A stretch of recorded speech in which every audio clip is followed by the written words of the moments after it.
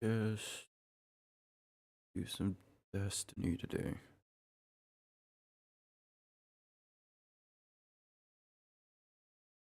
Oh.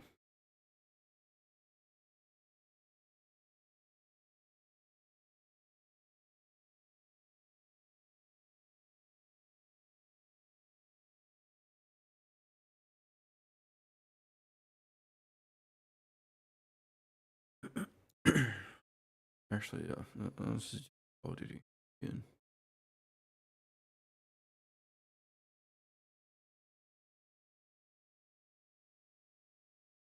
Name reveals, leaks. Oh, the trailer's coming this week.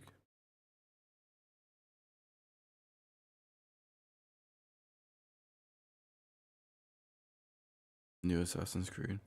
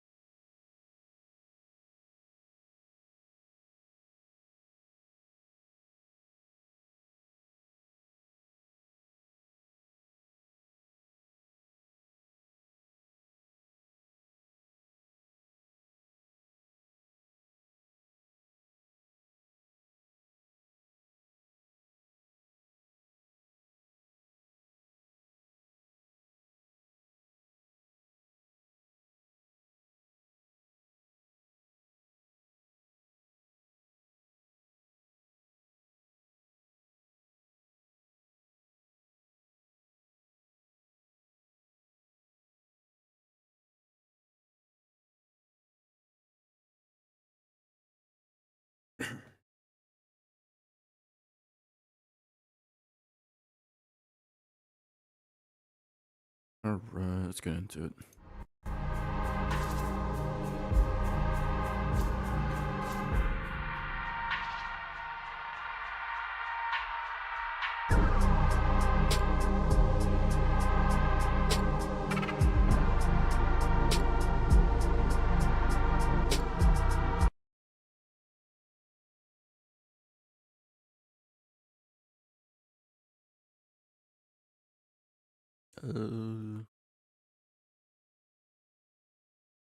Window.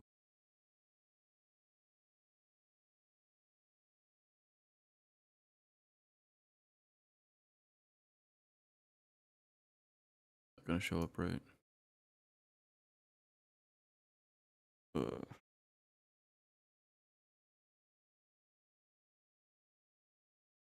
Okay. There you go. Ladies and gentlemen, the wait is finally over. Let the chaos ensue. For the first time in almost 2 years, we have gotten something official from Ubisoft regarding the Assassin's Creed Feudal Japan game, previously known as Codename Red, now officially known by its real title, Assassin's Creed Shadows. This Big. morning, or evening, depending on where you are in the world, Ubisoft dropped a teaser on all their social media, giving us the official title, reveal date, and some hidden details. If you're wondering how I managed to get this video out so quickly after the teaser dropped, well, Ubisoft actually sent me this teaser about a week ago, so I could see it early and kind of digest it and try to find some of the hidden details and Easter eggs in it. Of course, I couldn't talk about it at all until the embargo lifted. Wait, what's this? What game is this? Is this Neo? I couldn't talk about it at all.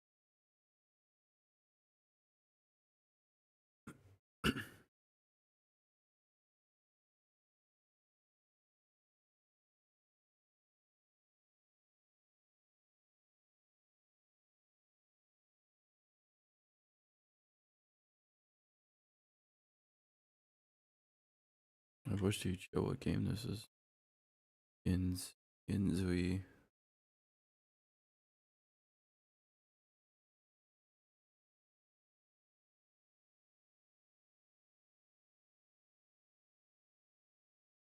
Oh, it's Rise of Ronin. Okay. Something I can't play. Womp. Until the embargo lifted, but I've known about this for a bit now, and I was very eagerly awaiting today for when everyone gets to see it. Firstly, I'm just gonna let the teaser play for those who haven't seen it yet. It's very short, it's like I know that 5 goes minutes, Tsushima. and then we'll break down everything.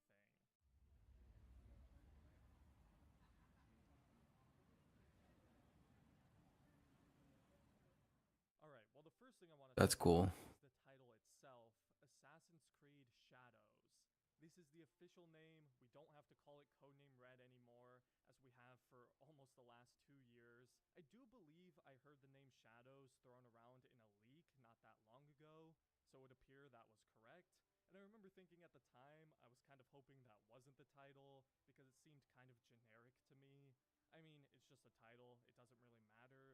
But Shadows, I think it's a bit of a basic name, but maybe that's the point. I'm no pro in marketing. I was expecting a title that would kind of align with the Japanese setting, but whatever.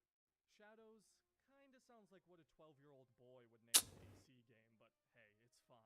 The title does make sense though, because if the leaks we heard a while back are to be believed, we'll actually be able to hide in the shadows and darkness in stealth in this game. And the title Shadows also implies a heavy emphasis on stealth. And you guys know how much of a priority stealth is to me in these games, so that has me quite hopeful. Let me Yep, know how you same. guys feel about the title Assassin's Creed Shadows, though. At least it's easy to remember and say. Maybe that's the whole point. The next obvious thing I want to talk about is the reveal date, May 15th. That is in 2 days on Wednesday. Yep, a day before Ghost of Tsushima releases. The trailer will be the CG cinematic trailer we get for these games. That's usually how it goes. We get a couple teasers, and then the first reveal trailer for an AC game is the CGI one that gets everybody hyped and gives hints to features we can expect from the game. So I wouldn't be expecting gameplay on May 15th. It's likely just the cinematic trailer, and then I think the rest of this game's marketing will be similar to last year with Mirage. So important dates to keep in mind are June 10th and whenever the PlayStation Showcase is, which is still believed to be this month. Last year, we got our first ever Mirage gameplay trailer at that same showcase. I don't know if that will be the case this year with Shadows. Man, it feels weird to call it that now. I'm not sure of whatever deal Ubisoft has with Sony, but there is still a decent chance we could see the first gameplay trailer this month at the PlayStation Showcase. But then obviously, June 10th is Ubisoft Forward, which is pretty much guaranteed to give us some gameplay of Shadows. So all this is happening in less than a month, very soon. I hope you are all ready for the chaos. But anyways, now that we've gotten the obvious things out the way, let's get back to this teaser, because Ubisoft told me there were Easter eggs and hidden details in this teaser that hint at features that will be in Shadows. But the first thing I found interesting about this teaser is Hourglass? the location. This is obviously modern Oh. Japan, which is a bit strange since obviously this is a game that will take place in feudal Japan, and to be precise, this location is Sutenkaku. Apologies if I mispronounce, but you can actually see it on the sign right there. And this is a real-life tower and landmark in Japan. You can see the tower very clearly in the back, and for some reason, they have decided to have this teaser be located here, in Osaka, Japan. So what could possibly be the significance of Sutenkaku in relation to Shadows in a feudal Japan game? Well, That I looks so. believe this is actually where Shadows is going to take place. Not in modern day Japan, but in Osaka, where this tower is located. After doing some research of Osaka, I noted that it was a city that began to flourish during the Edo period from 1603 to 1867, a period we believe Shadows is going to be taking place in based on the leaks we had gotten previously. It also became the center of Japanese culture, so it makes perfect sense for the game to be in this general area.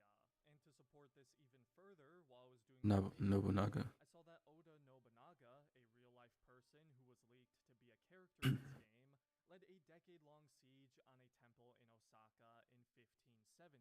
And furthermore, Toyotomi Hideyoshi, another real-life person who has leaked to be a character in this game, built Osaka Castle in the ruins of that very temple So I believe that is absolutely the confirmation that this is where this game is taking place.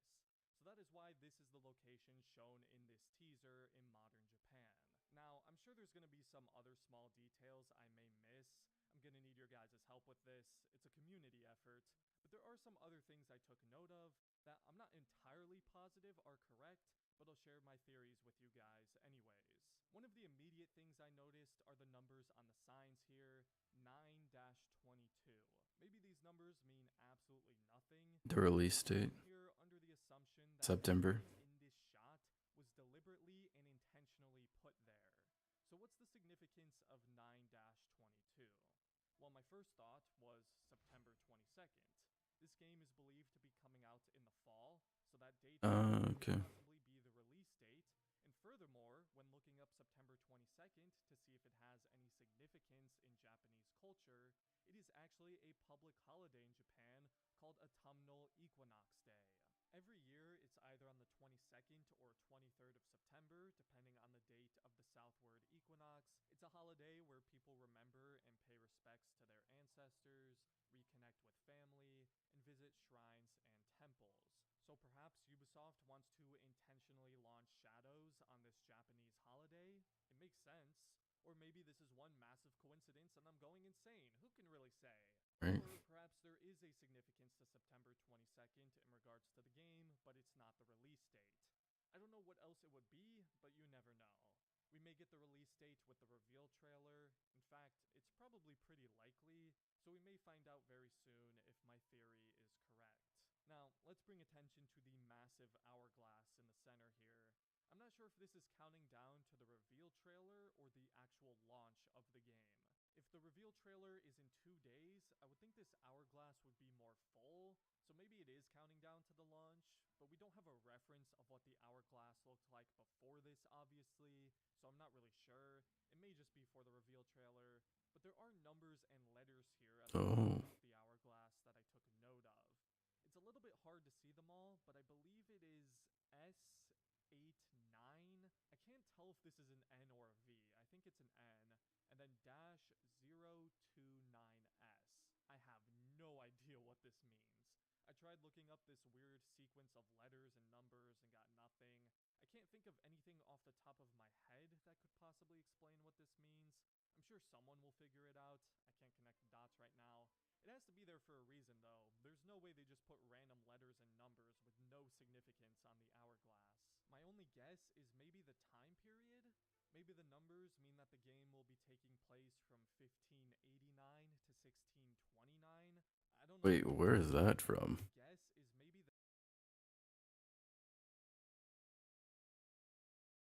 That's a stretch. That's a reach. maybe the numbers mean that the game will be taking place from 1589 to 1629. I don't know what the letters would mean exactly then. Maybe like the S stands for start, like the game will start in 1589. But then what does the other S mean? Maybe it stands for Sengoku, like the Sengoku period, but these dates fall into the Edo period. I'm driving No, myself that doesn't make any crazy sense. with the possibilities. Let me know if you think you have a good guess. But next, I wanted to translate the Japanese here. I don't speak Japanese, of course. I used Google Translate. So if anyone who speaks Japanese feels any of these translations are inaccurate, please let me know. But I started with this yellow banner to begin with, which says Izakaya Samurai, which izakayas are kind of like bars. So Yeah. I'm like, oh, okay, this must just be Lineage of Samurai. near Sutenkaku. But then I looked into izakaya a little deeper, and its origins are actually very interesting. It's not exactly like the stereotypical bar many of us may think of. They also serve snacks and such, and people are seated closely together on benches. And I bet you can guess when these izakayas started to become popular and take on their most recognizable form. That's right, the Edo period. Once again, when we believe this game to be taking place. So perhaps there will be izakayas in the game that we can visit and hang out at. And again, it even literally That'd says be cool. samurai as well, implying that even further. I translated this red banner next, which gave me hidden with home. I'm not exactly sure what this one could mean. Maybe it's referring to our hidden hideout in the game. We heard in a leak that we'll have a hideout similar to the Valhalla settlement system, so maybe that's what Oh, okay. or the translation is just wrong. I'm not and the whale blimp above the hourglass says tea house and tolerate. Part of it is cut off on the left side, but this one seems pretty self explanatory. Perhaps there will be tea houses in the game as well. Not sure what tolerate would mean in this context though. Next, I did this yellow banner that says Sutenkaku on it. At first, I thought it only said Sutenkaku, but when I translated it, it came out to be Babel Star, which sounds like the most random thing, but once again, I dug a little bit deeper and discovered that it's likely a reference to the Tower of Babel, Mm-hmm. which is a story from the book of Genesis in the Bible. And get this, it's a story about humanity's attempt to build a tower to reach the heavens, which cannot be a coincidence since we have this massive tower, Sutenkaku, right here, and it literally even says Sutenkaku right next to this. And the story goes that God saw this tower as an act of pride and defiance from the humans, and so he made them unable to understand each other's words and scattered them across the globe, which is seen as symbolizing the origins of different languages and the Wait, what? division of made them unable to follow anymore. Says Sutenkaku right next to this. And the story goes that God saw this tower as an act of pride and defiance from the humans, and so he made them unable to understand each other's words and scattered them across the globe, which is seen as symbolizing the origins of different languages and the division of human society. Bear with me here, it's also commonly seen as to represent human vanity and the consequences of overreaching ambition, which may be symbolizing the themes of AC Shadows' narrative.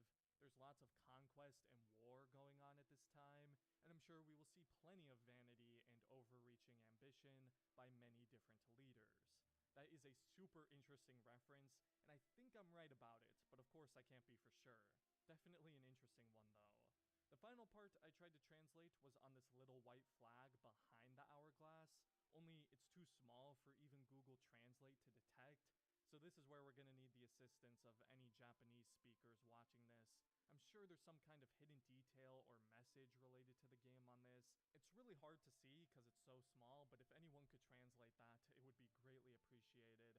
Again, I think nearly everything is there for a reason, except maybe the bikes. I'm not sure No. what relevance the bikes have here. You can see there's one on the right, and there's people riding them in the back. Cycling is very popular and an integral part of culture in Japan, only obviously there were no bikes yet in feudal Japan, so I'm not sure if they hold any relevance to the game itself. So aside from that, those are all the hidden details and things I picked up on. Can't believe you're If you playing enjoyed the Valhalla. game, let me know if you guys discovered Oh, it's anything still new. running. Again, this is a community effort, but I feel like I discovered a good amount.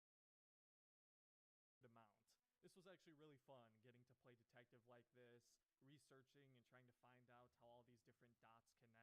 I hope you enjoyed and found it helpful. We got the reveal in 2 days, so we'll have plenty more to talk about soon.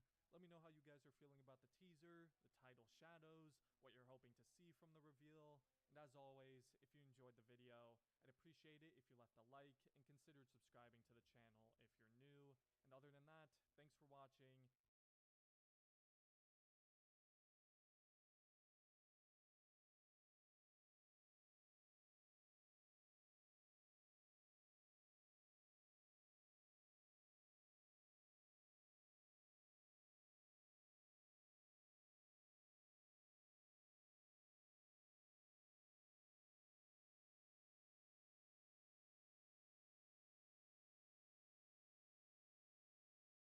Wait, what?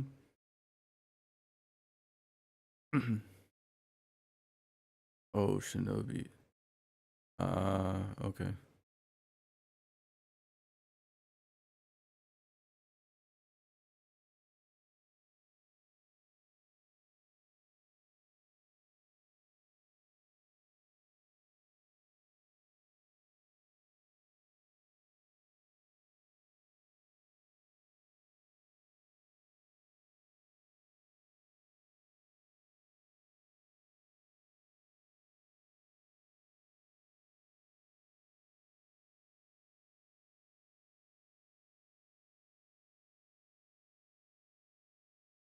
Okay.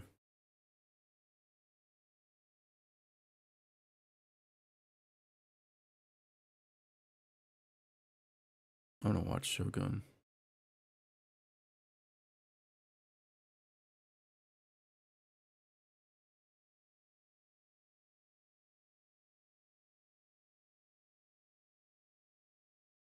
Let's watch one more. Game Week. More information is coming out about Assassin's Creed Shadows, which is the up and coming game. It is the actual name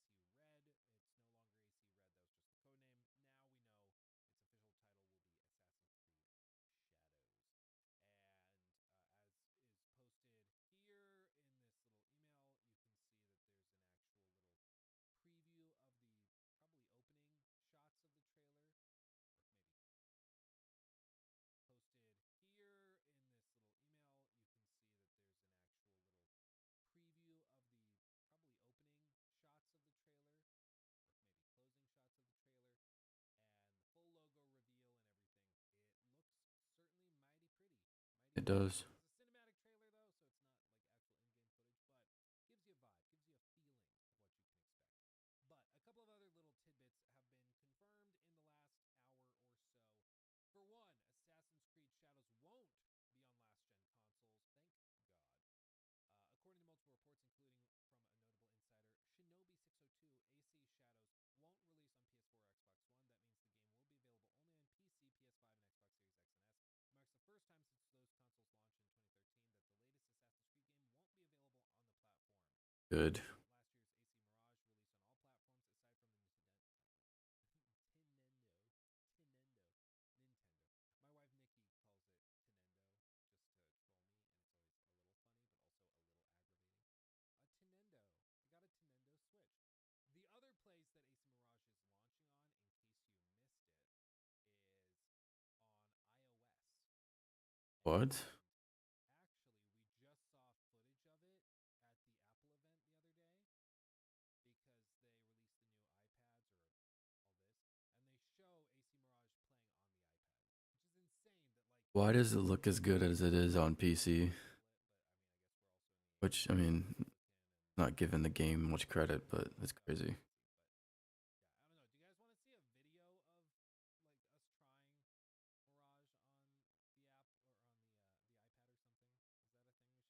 Is that a thing we should do? Beyond this, they confirmed that it's not coming to PS4 and Xbox One. The reason this is nice is just because it means that they can actually push the boundaries. And the main thing is with memory and memory management for data streaming and stuff, that is the difference between last gen and current gen. And so to have the ability to just fully build something for the current gen means that you can have things optimized much more, which is great. It also is pretty telling that Ubisoft has taken their time with it. If you remember back in 2014, the very first Assassin's Creed game on next-gen hardware dropped, and it was not great. AC Unity dropped, It and wasn't that they bad. definitely rushed out, and their goal was to get like the first cutting-edge Okay, it was graphics. bad, but Looks very good. The lighting engine is yeah. very good, but the game was freakishly buggy and just very, very broken for what it was, and it was unfortunate. But I think they learned their lesson that maybe they should not try to shove something out for current gen or new hardware before it's ready. And so they've really taken some time over the last few years to crank the engine and to make sure it's ready to go. And we saw late last year Avatar Frontiers of Pandora. That game, say what you will about it, I thought it was a fine game, not great, It was okay. good, but not bad, not great, just a good game, solid Yeah. 7 or 8 out of 10. Avatar's Frontier was just there. Whether you're a fan of the franchise and stuff like that. But that game is freakishly impressive visually and technologically. If you've not seen some of the like Digital Foundry stuff they've done on it, look at it. The tech in that game is outrageously impressive. But Ubisoft wanted to avoid this type of situation, which is why they've taken their time to prepare the engine for current hardware. And it seems like it's finally ready. And like I said, there's been rumors and hints and things of, and maybe even some leaks of what this game will look like, and it's quite impressive. Quite impressive. But the big news. AC There's Shadows a has pass. devices. What? Oh baby. A data miner has revealed.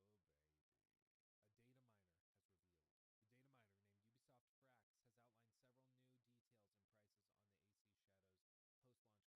According to the data Why miner, is there a the game season will release pass? at launch with at least 2 post-launch new expansions at $25 each, or you can buy the season pass for 40. Now, depending on the size of the expansions, that's less than I was expecting, honestly. Especially after games hiking to 70 bucks. I was expecting like a $50, $60 season pass, honestly. I was braced for that. So that's actually surprisingly low. I guess I've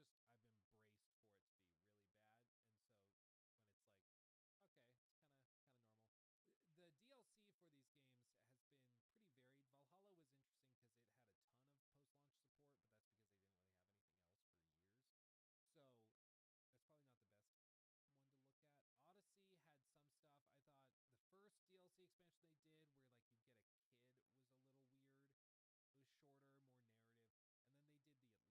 And then they did the Atlantis DLC, which was just a trudge. I just didn't think it was that great.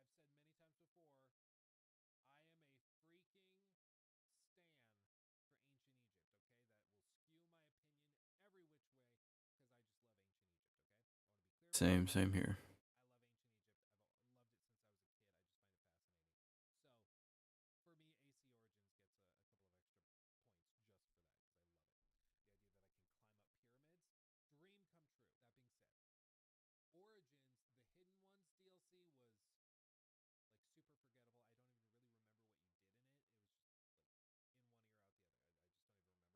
That will skew my opinion every which way because I just love Ancient Egypt, okay? I want to be clear about that. Same here. I love Ancient Egypt. I've loved it since I was a kid. I just find it fascinating. So, for me, AC Origins gets a couple of extra points just for that because I love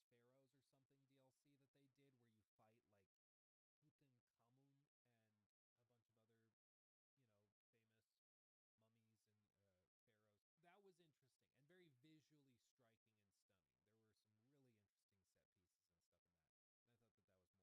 being said, Origins, the Hidden Ones DLC was like super forgettable. I don't even really remember what you did in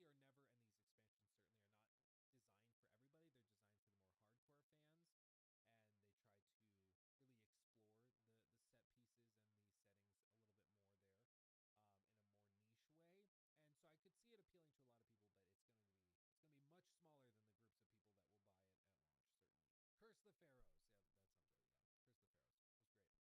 the whatever it was, the Lost Pharaohs or something DLC that they did where you fight like Tutankhamun and a bunch of other, famous mummies and pharaohs. That was interesting and very visually striking and stunning. There were some really interesting set pieces and stuff in that, and I thought that that was more fair. These DLC are never, and these expansions certainly are not designed for everybody. They're designed for the more hardcore fans, and they try to really explore the set pieces and the settings a little bit more there, in a more niche way. And so I could see it appealing to a lot of people, but it's going to be much smaller than the groups of people that will buy it at launch. Certainly, Curse the Pharaohs. Yeah, that sounds right, Ron. Curse the Pharaohs was great. So yeah, honestly, with all the rumors and stuff we've heard about egregious pricing and stuff, this is less than I was expecting.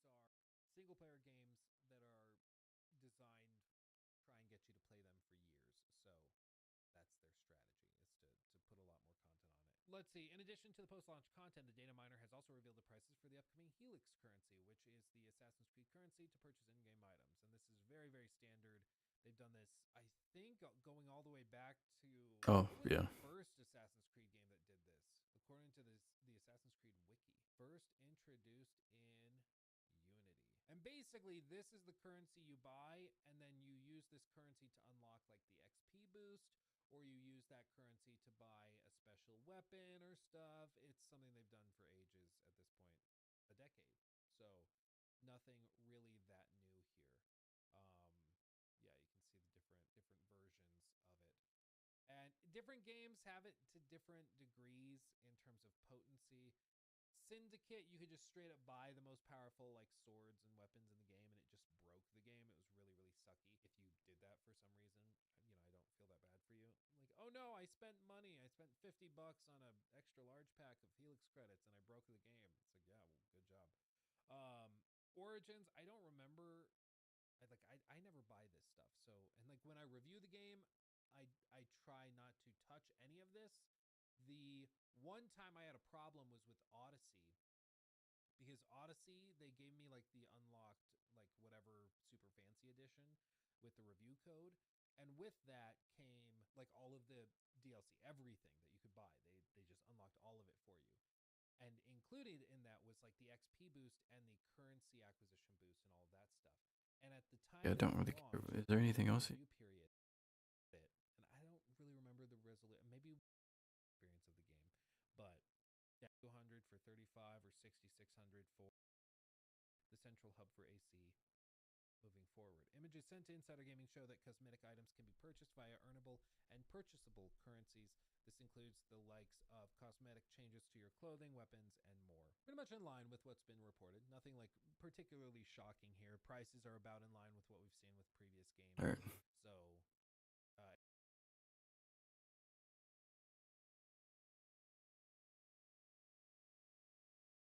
Kind of want to hear the story about Babel.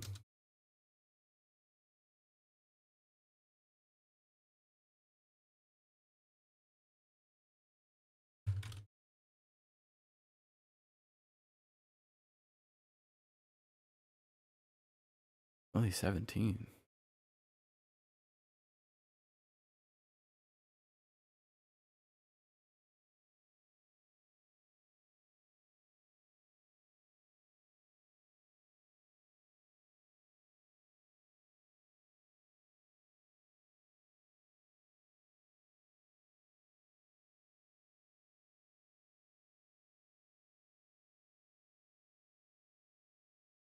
I think that's a human feat in of itself, being able to build a tower that high.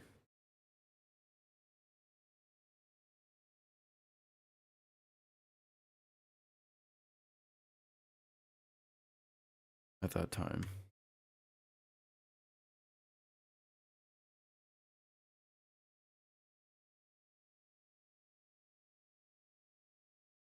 There's destiny.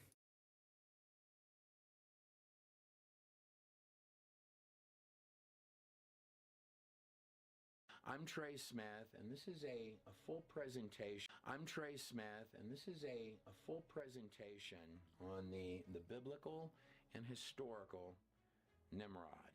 Now, what I mean by that is that in this presentation, I'm going to be walking you through the historical evidence using a lot of different ancient stones coming from the earliest written civilizations that we have. So your ages of empires begin with the Assyrians. You could package in there the Sumerians, Assyrians. Nimrod is called an Assyrian of many titles that he has and goes by many different names in your ancient text.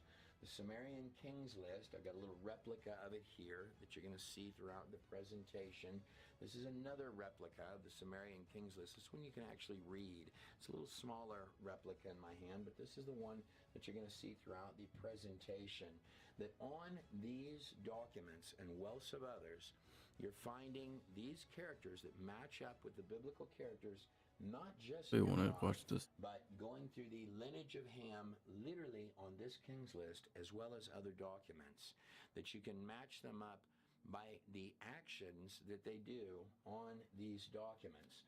On the Sumerian kings list, we're going to find on this kings list, we're going to find Ham is probably going to match up with the character on the Sumerian kings list that goes by the name Utu. This is a tablet right here. These would be kept in the treasuries of kings. And what they're recording at the top of the document, so this sealed image at the top that would be kept in a treasury of an ancient king coming from the same areas as the Sumerian kings list, stating that we get to write all of these laws, all these festivals, and all of these rules because we come through the lineage of Ham. Utu is who he's listed as on the document. This would be called an Utu tablet. This would be Utu sitting right here on the tablet, and underneath of him, this little box. Oh, this is a visual presentation. I'm gonna have.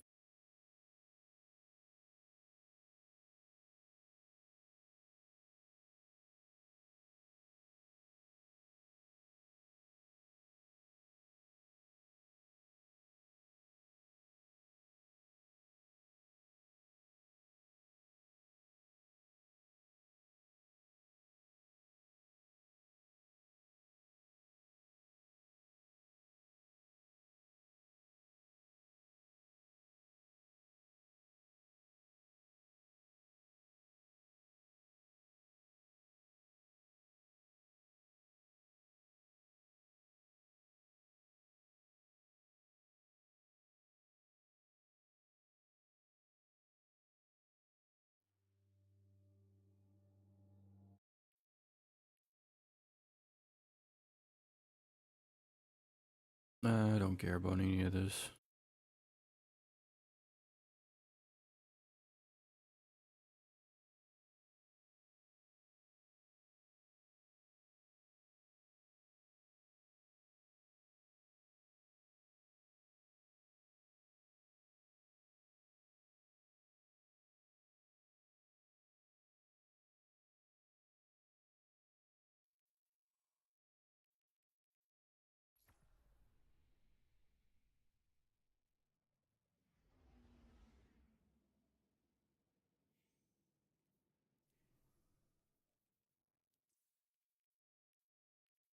Make a code.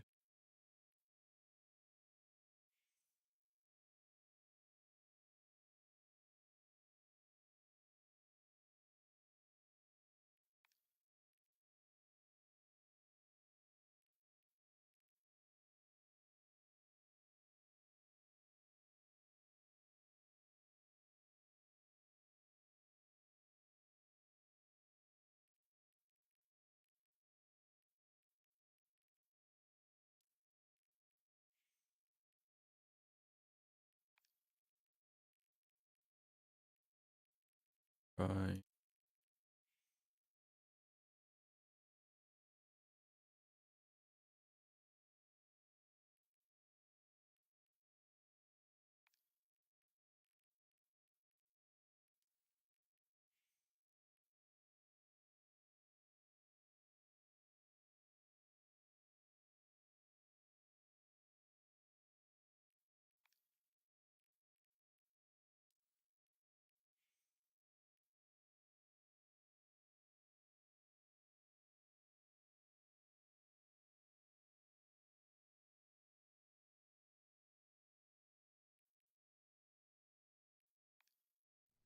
Right.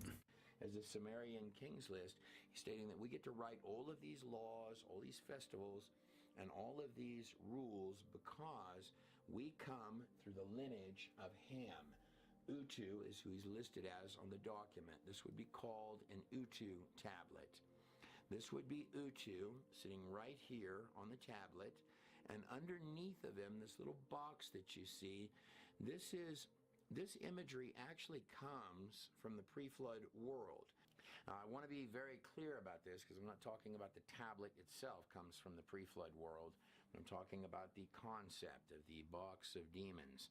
And the reason it's represented so prominently is because as we begin to look at the things that are the most important, at least to the lineage we're reading about here coming after that flood. So the Sumerian Kings list talks about the pre-flood world in lines 1 through 39. And it's talking about the families and the rise of the first empire.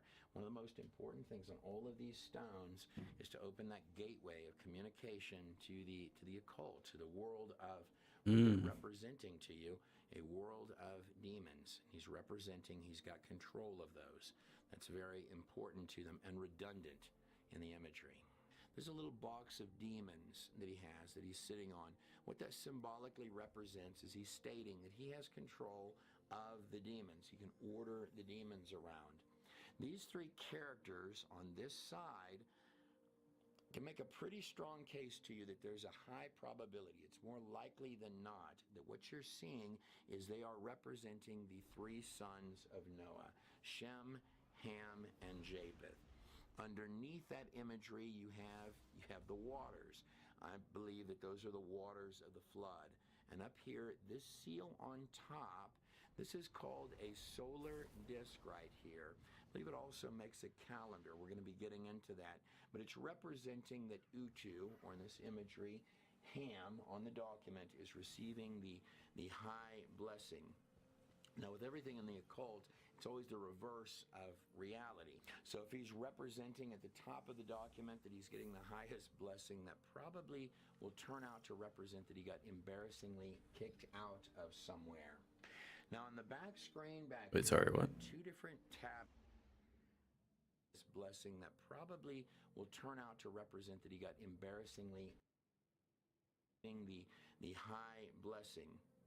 Now, with everything in the occult, it's always the reverse of reality. So if he's representing at the top of the document that he's getting the highest blessing, that probably will turn out to represent that he got embarrassingly kicked out of somewhere. Now, on the back screen back here, I've got two different tablets. You've got thousands of different tablets, or at least hundreds of different names used for the character of Noah, spanning all over the earth in every tribe and tongue. You've got a legend of the global flood with Noah going under a variety of names. These two documents behind me are documents, all of the documents we're going to be using on this table stretch back to your earliest written cultures. Those are going to begin with the Assyrians. You could pack the Sumerians in there as well. That's the empire that Nimrod came from. One of his titles is the Assyrian. So you have the Assyrians, then you have the Egyptians, then you have the Babylonians, and next you're going to have the Persians, then you'd have the Greeks defeat the Persians, and after that your sixth empire would be the Romans, which is an amalgamation of all of those empires stretching back to these ancient rocks and kingdoms. Right here is a replica of an artifact of ancient King Gilgamesh, the author of this Akkadian stone that we have here, one of these stones that makes up the Epic of Gilgamesh, written in Akkadian. Gilgamesh, right here, seen on this tablet, is always, or seen on this artifact, is commonly represented to you as being a giant. He's shown here holding a lion like a kitty cat. Now, he's commonly jumbled in as used interchangeably, Gilgamesh with Nimrod, which is fine to do. I did a lot Okay. in my early work on these kind of films and documentaries. But the two are actually, he comes from the same, which is fine to do because he actually comes from the same royal house, which is what he's being covered as talking about on his Epic of Gilgamesh. He's essentially the playboy of the family. And on his tablet, he's going back and forth with Enkidu. That name means Enki created. Enki is a prefiguring of what you today may call your Baphomet or Tammuz, the beast character with the horns. He was a hairy beast-like character, also coming out of the royal house of Nimrod. That's how powerful this dark house was, covered on all of these stones and heavily on the Sumerian Kings list is taking you front to back through it. Now, on the back screen back here, you have the Atrahasis tablet. Noah it's called that because the name of Noah is Atrahasis on the Atrahasis tablet. On many of these documents, we're going to find the common name being Utnapishtim on these tablets. The Eridu Genesis, this is one I'd like to point out to you. I have a small replica of it in my hand right here. This one's important. The reason I've got it out, I've got replicas of both. But Zasudra or Zuostra is the Noah on the Eridu Genesis. He was a legendary Sumerian king who built the boat which escaped the deluge. Now, Eridu is where it's listed on the Sumerian Kings list, where you're going to be reading on many of these documents that the Tower of Babel was built.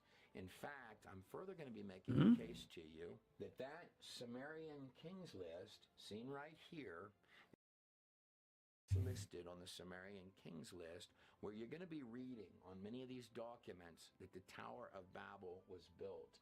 In fact, is where it's listed on the Sumerian Kings list, where you're going to be reading on many of these documents that the Tower of Babel was built. In fact, I'm further going to be making the case to you that that Sumerian Kings list, seen right here, is not only leading to that tower and that empire, the power of that empire. It's written during the time or surrounding the time of Nimrod's empire, is when this was originally compiled.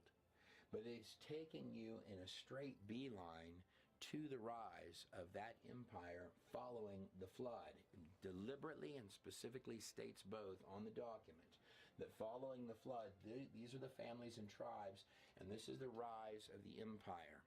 In fact, it took me many, many years to compile this, and I put it forth to your hands. Some portions of what you're about to watch come out of our films, The Vav Part 1 and Part 2, found over at godinanutshell.com. But I felt like these sections that deal with the rise of those early empires, not only do they conflict in a lot of ways with current academic mindsets or teachings, current academic mindsets and teachings are telling you that the writings on all of these stones and that the people that lived at those times and witnessed those events and recorded those kings are telling you mythologies. That's largely what they're telling you, that was submitting to your hands. I'm telling you in this presentation that I believe they were telling you events that they witnessed, and that some of those events sound like mythology because the worlds they were living in are different in many ways than yours is today. And when they're recording Gilgamesh as a giant holding a lion, that's because he was probably literally a giant holding a lion. And his friend Tammuz, coming out of the same family, recorded on these rocks, these replicas that I'm holding in my hand, that they're literally, this is what they expounded upon the most. Gilgamesh is like the spoiled rich kid coming out of the family of Dark Lord or King Nimrod. That's why he's going on and on his text, where we start in with, in this presentation, in the Vav sections that I'm going to play you, begin with Gilgamesh. And the reason for that is because Gilgamesh is expressing to you on his rocks what their beliefs were. And those beliefs, in fact, the ideology of Nimrod goes all the way to your belief sets lasting to this modern age. In fact, Nimrod, the name or the word Nimrod is commonly today, it's used as a slang term for what an idiot. But more than that, in the secret clubhouses, many of the practices that Nimrod implemented, I'm arguing, last to this very day. And the religious practices and occult practices he had covered on many of these rocks also last to this very day. That's how real these things were to them then and probably now. They were not mythology at the time they were writing them, and I don't think in many of the secret clubhouses they appear as mythology today. That's what I'm submitting to your hands. On this Sumerian Kings list behind me, what I've gone through and done, and I expound this also on God in a Nutshell, but this is a simple version of it. A breakdown of the first 3 sections of the Sumerian Kings list. I'll pick up a Sumerian Kings list while I present it to you. The first section, the pre-flood world, this is lines 1 through 39. That's simply what it is, or roughly. Number 2 is the families and tribes after the flood. To many, this reads sort of like a jumble. It reads that way because it kind of is. Where it's leading you is to the section it wants to talk to you about most on these stones. The rise of that first empire, what we today would call Assyria, the Assyrian and Sumerian Empire. That's what it's covering on these rocks. The rise of Nimrod's empire. So lines 40 through 94 on the Sumerian Kings list are covering the tribes after the flood, leading to where they want to take you. Lines 95 through 133. That is Nimrod's empire. In fact, more than that, in this presentation, I'm going to be arguing to you that Nimrod was literally writing back and forth to Noah. And you have these documents. They're the longest documents that he ever composed or wrote. This is a replica of the type of tablet that would have been used by Nimrod at that time when he was sending messengers. In fact, he specifies on the document that these were his top messengers. And he made sure that all of the cities along the way saluted his messengers as they went up to deliver these messages to the Lord of Arata. Arata is a reference in the documents to the Ararat Mountains, specifically the 2 peaks of the Ararat Mountains, where Utu, who I will be arguing is simply another name for Ham, and that's intrinsic to the actual, each little part of these names has a meaning. In Merkur, for example, the last part of Merkur is the Kar. It means hunter, just as Nimrod is listed as a mighty hunter. But the entire name is pointing you to that tower builder. And beyond this, these ancient documents, specifically these in Merkur and the Lord of Arata, he is asking for the Lord of Arata, who is Noah, Utnapishtim, Zasudra, whatever name that you wish to use, Atrahasis, all of these jillions of names, he is asking for the character that everyone knows, Noah, the one who built the boat that saved all mankind, to give him blessing for the building of his tower. I find it appropriate to start in with the words of Josephus, and I'd like to note that the universities, I'd like to also note that what you're finding on all of these rocks is going to match up with the Torah or the Hebrew text. It's going to match up with the Christian text, and also it's going to be found, versions of this are going to be found and encouraging to the Quran or the Islamic texts. The universities are the ones that I get the most concerned of. For example, with Josephus, they'll use him when they like him or it goes along with what they're stating, or they'll discard it when it doesn't go along with what they're stating. I don't believe you can do science like that. Josephus is recognized as a Jewish scholar, and I'm going to read to you right now what he stated. Now, the sons of Noah were 3, Shem, Ham, and Japheth. That is going to agree with your biblical text. It's going to agree with all of these pagan stones here as well that go back to your very first empires and civilizations. Sorry, what was that? With all of these. Now, the sons of Noah were 3, Shem, Ham, and Japheth. That is going to agree with your biblical text. It's going to agree with all of these pagan stones here as well that go back to your very first empires and civilizations. Born 100 years before the deluge, that means flood. These first, he means Ham, have all descended from the mountains into the plains. That's the story of Ham, which is literally covered on this rock, and it's covered on he fled from the two mountain peaks of Ararat, went down into the lower regions to form the first empires, which were tribes at that time. And by the time of Nimrod, who was the grandbaby of Ham's son Cush, who inherits the empire, and his children will be the playboys of the empire, like Gilgamesh and Tammuz. That's Gilgamesh's best friend. Gilgamesh on his Epic of Gilgamesh, between telling you all of the things, he goes to visit Noah, and he does a lot of occult stuff on his text. And Gilgamesh happens to know where every local tavern is and what to drink there. He takes the time to cover that on his stones as well. He is indeed the playboy of the family. This is Utu right here. On the Sumerian kings list, Utu is going to correlate with Ham, who came down out of those mountains. His son Cush began the empire, and then after Cush, he's going to hand the keys to the empire to the baby of the family, Dark Lord King Nimrod, who the pinnacle of his work, literally the eye on top of the ziggurat or tower, is Dark Lord Nimrod, the little baby of the family who inherited the empire. These first of Ham all descended from the mountains into the plains, fixed their habitation there, and persuaded others, the others from the other brothers. This is a collaboration of all of the brothers' sons at the point that we're building the tower, who have come down into the lower plains where they've built these brick-built cities covered on all of these rocks. Went down and were greatly afraid of the lower ground on account of the flood that had just occurred. This is what's covered on all the rocks, to come down from the higher places and to follow their example, Ham and his family's example. Now, the plains in which they first dwelt were called Shinar. That's the area that all of these stones on this table and others that I've got to present to you actually come from. And this is the largest thing on any of their minds. The lengthiest letters that Nimrod ever wrote were to Noah, asking for permission to build that tower or a blessing upon it. And when he couldn't gain that, desiring to go up and kill Noah, who literally saved the lives of his father who had birthed him.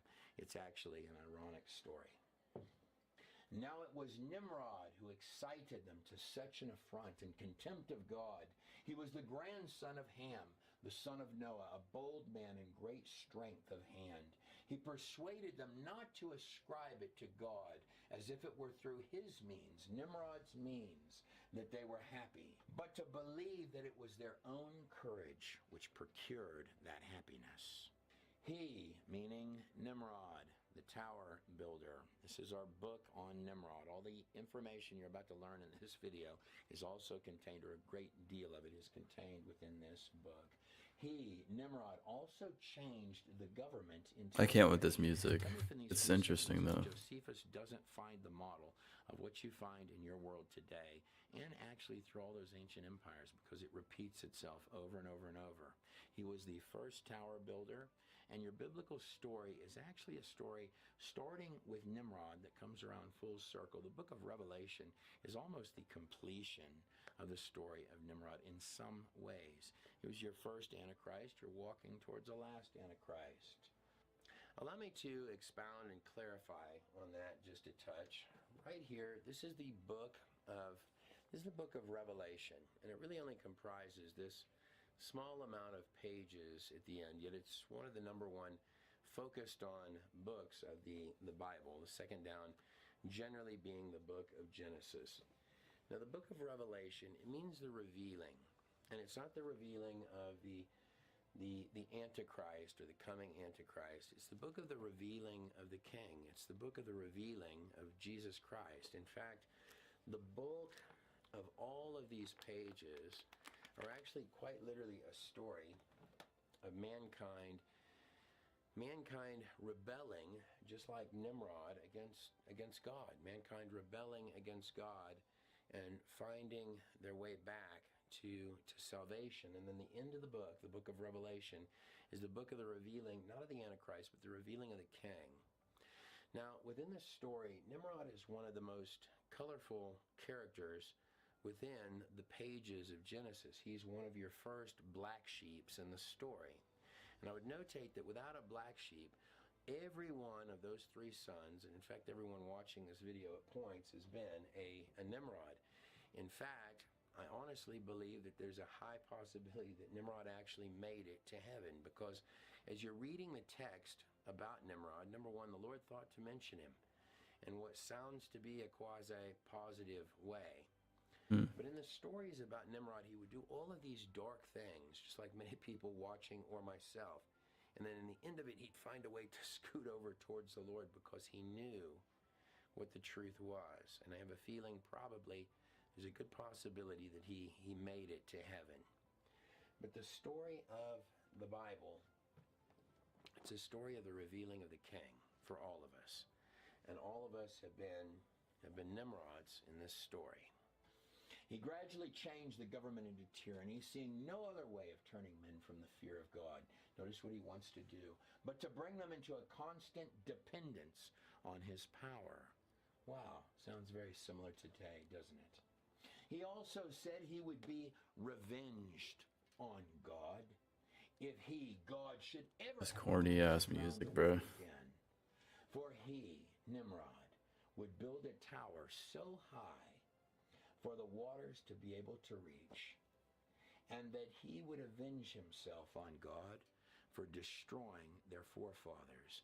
In this film, we're going to talk about the belief sets. I think that's important, and that's why I start in with the sections you're about to watch with Gilgamesh, because Gilgamesh tells you, he lets you in on the most of the secrets behind the scenes of the empire of his fathers, Dark Lord Nimrod. Well, the belief sets that Ham literally leached onto, that came from the other side of that flood, which are an important set of beliefs. Well, you're finding portions of them right here where I began this talk, where you see Utu sitting here, and he's on, this is common imagery right here, but this is very important imagery. In that box right there, what he's got, that's a little box of demons. That's like Pandora's box. Many of your Greek and Roman legends That's what I was thinking. stem all the way back to what you're reading on these texts. And the first empires, the most important thing to them is the occult and opening doorways. He's sitting, long and short of this, he is sitting on and controls, and I want you to see that. That's so important that it belongs in the top imagery of what would be kept in the treasury of kings. He controls a box of demons to do his will. Without further ado, this will be the story of Nimrod, and I hope many of you watching will take the research that's found within this film. There's quite a lot of it. This has probably actually taken decades to get it to this refined of sense, and there's probably still things that are off here, there, and yonder, and more to explore, but it's probably closer than it was. I lay this forth to you for academic reasons and hope some of you see things in it that may give you ideas to take it further. The Sumerian Kings list, first part of it, lines 1 through 39, are covering the pre-flood world. All of your ancient texts are talking back and trying to reach their hand into that pre-flood world, many of them, as well as your secret society and dark beliefs, in my view. Lines 40 through 94, the families and tribes that come after the flood. That's a muddle in 3, where they want to draw you into the rise of Nimrod's empire. Lines 95 through 133, which are the focus of all of these stones and wealths of others. Now, I'm doing some summaries that come from some of my other films here to give sort of a concise description of the story of Nimrod. Nimrod's an expansive tale that reaches into a lot of parts of your Bible, specifically Genesis. We could even have tie-ins all the way to Revelation, or you could make a case for that. In the Epic of Gilgamesh, I've got a little replica of that in my hand here. Here's a depiction of Gilgamesh. Gilgamesh is being expressed to you as an actual person that literally lived. Most of Gilgamesh's story, he's going forth with his friend Enkidu, his strange-looking friend Enkidu. They'll go to defeat what they call the Bull of Heaven together. These events take place out by Mount Hermon. His friend Enkidu actually gets killed as a product of this. After the death of Enkidu, or Tammuz, Gilgamesh will go and he'll do this ceremony where he tries to call forth and summons his friend Enkidu, also known as Tammuz, or later the Baphomet. Gilgamesh is listed on the Sumerian Kings list. He has this unusual entry, Gilgamesh, whose father was a phantom or the unseen one. The same is said actually of Tammuz. The father was the unseen one, or the Enki. Enkidu literally means Enki created. And his friend Enkidu essentially tells him, or Tammuz tells him, stay alive as long as you can. You don't want to go where I am. He also sees in these worlds, when he is summoning Enkidu and going down into the underworlds, these worlds of serpents and scorpions. Just like in Revelation, you have these scorpions that come out from the bottomless pit. Are the two connected? Probably so. Now, on tablet 9 of the Epic of Gilgamesh, I will set out to the region of Utnapishtim. That means Noah. Almost no one would argue that. That's a definition. That's a word that means Noah, Utnapishtim. Mashu, the great mountains about which he had heard many things, which guards the rising and setting sun. Its twin peaks are as high as the wall of heaven, and its pops reach down to the underworld. Now, the two peaks there, the reason I've got this section of text out is because where he is going to find Utnapishtim or Noah is in the same place that you're finding that Utu, which is going to correspond with Ham and later Cush and then down to Nimrod, but where Ham ran from, the two mountain peaks, which are going to correspond to the mountains of Ararat, which is also the place you're told that the boat that saved all mankind, that Noah's Ark, actually rested or landed. Here on the back screen, I've got these genealogies of the book of Genesis, what you're finding in the pages of the first book of the Bible, the book of genes is. You find these incredibly long lifespans in the book of Genesis. You're also going to find them on the Sumerian kings list. Now, I'd like to propose to you, because a lot of people come out with all sorts of funny workouts to make the math make sense to them for these long lifespans.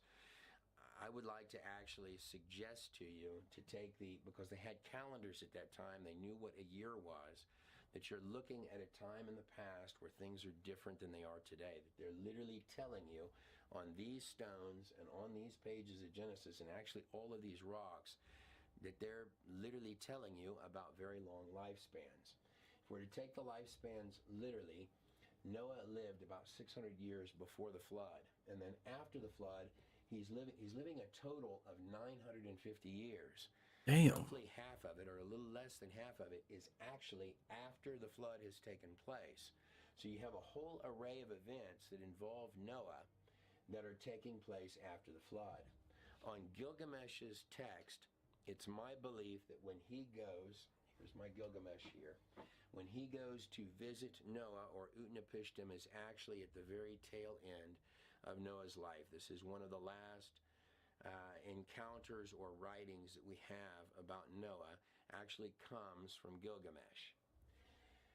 If we come down on this Genesis timeline, or on this timeline right here, the Tower of Babel, or the events of the Tower of Babel, are going to happen right down in here. This is Terah and this is Abraham. That they lived at the same time as Nimrod did, and at the same time that that tower was built.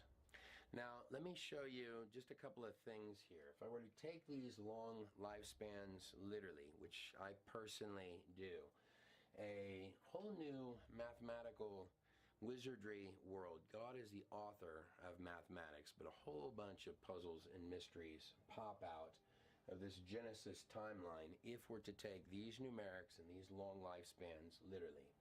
Let's look at Noah living nearly 950 years. Now, these are the generations, or the genealogy that comes after Noah. The first thing I'd like to point out to you is that if we take the end of Noah's life and we come down here, he's nearly living as long as Terah, who is the father of Abraham. Now, on this side of it, if we're taking the Sumerian kings list, who they're listing off as heroes and many of them gods, as men who lived, well, they're defining them as this because, in part, of the lengthy lifespans or the time frames that they actually lived. They appeared as gods, is what they're recording on many of these stones. And you can see here that Shem, if we follow Shem, now Shem lived exactly 600 years What that would mean is that he actually outlived Abraham. Now, in your text, Abraham goes and he brings offerings to this unusual character called Melchizedek.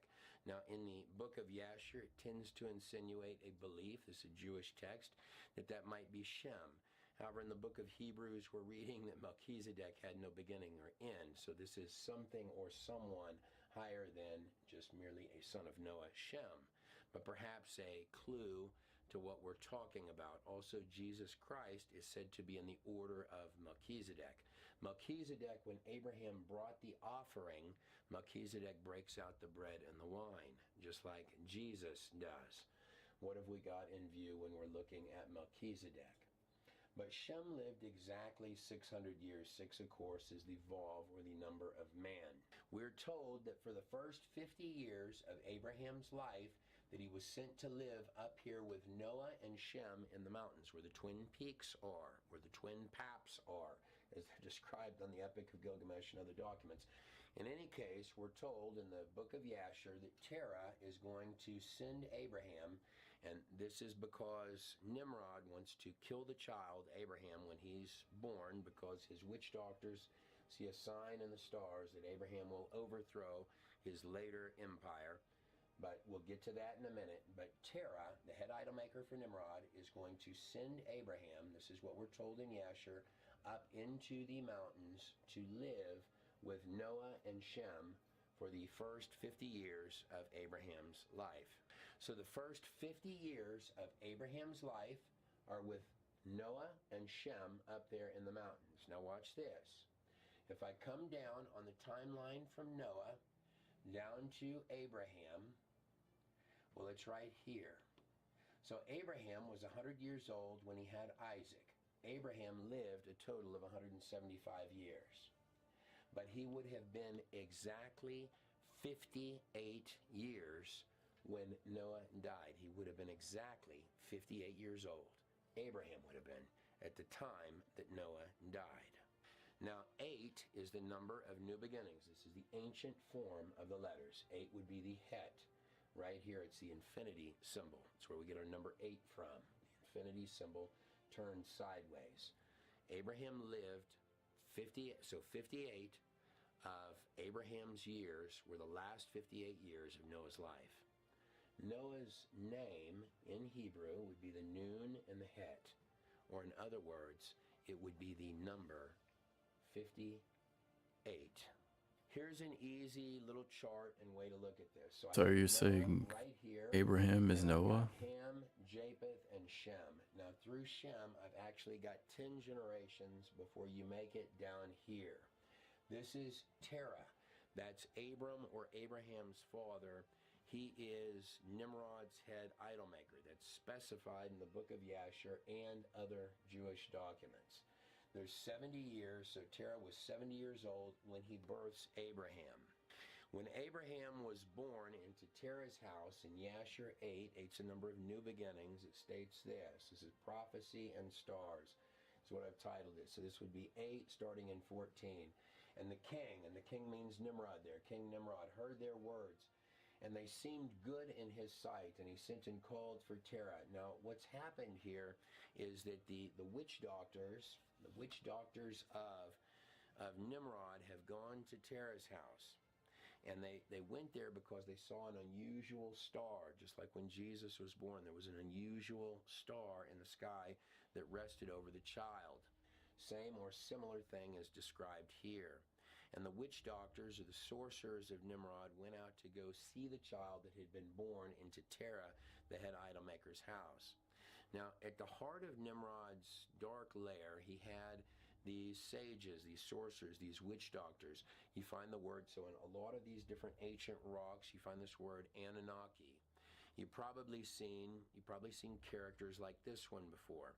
This is, so it's specified in Yasher that the head witch doctor, the head sorcerer for Nimrod is named Anaki. Probably not a coincidence. Now, here in my hand, this is called an Apkelu sage. This comes from the time of Nimrod. There were actually 7 of these, at least in Nimrod's inner heart. And they had different outfits that they wore. They could have a fish-headed one, a bird-headed one, or one that just simply looks like a man. They have this little pineal gland in their hand, and they're guarding what they claim to the common man. This is a tree of life right here. Now, in Gilgamesh's story, now we know if this is at the inner heart of Nimrod's empire, that actually this is a lie. There is no tree of life back there. They're being told by Nimrod that there is a tree of life being guarded in the inner sanctum of the empire. But we know from Gilgamesh that Gilgamesh is going to go to Utnapishtim and ask about the real tree of life, which means that Gilgamesh knew there was no tree of life back there. He knew what they were doing back there. And he went to Utnapishtim, or Noah, to ask him about the tree of life and if it actually existed.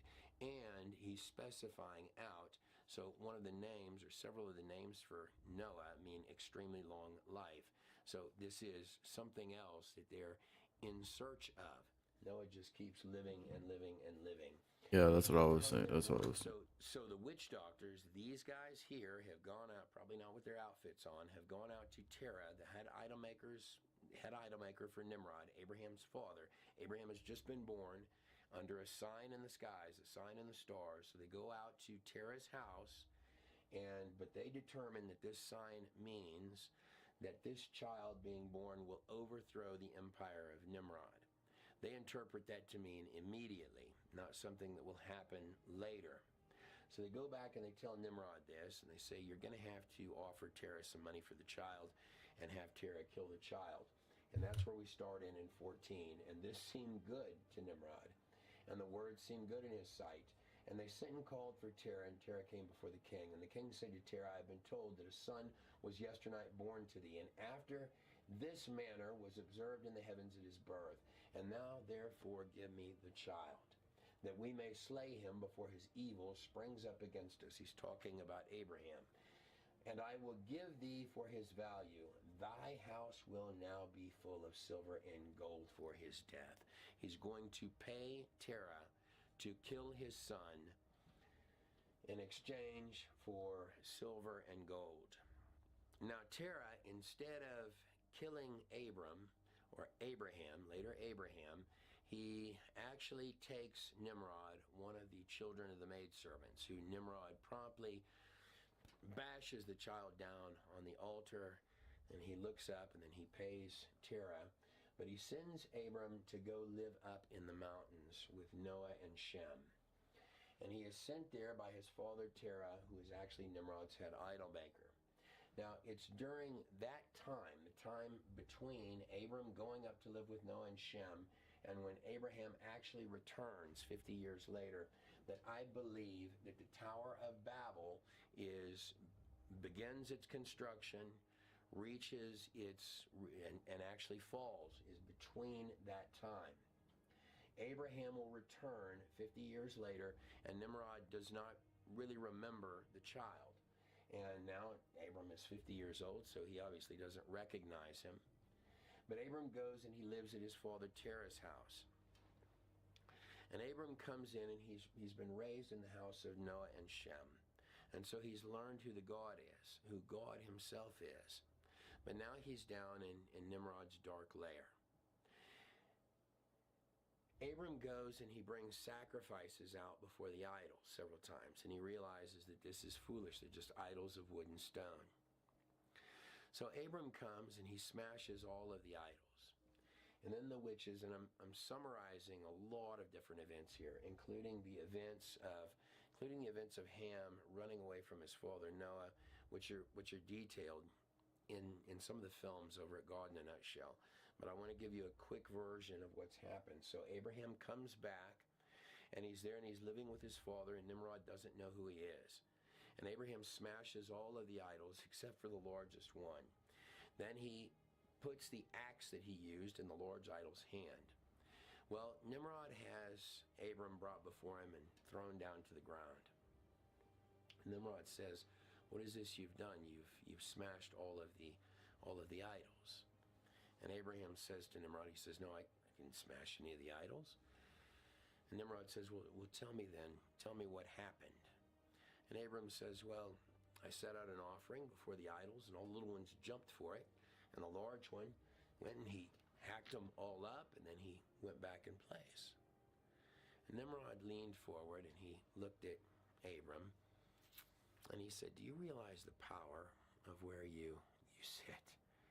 Do you realize the authority of where you stand? So He's you come into throne. the heart of my empire. You smash up all the idols. And then you come in before me. And this is the story that you're going to tell? How foolish do you think I am?"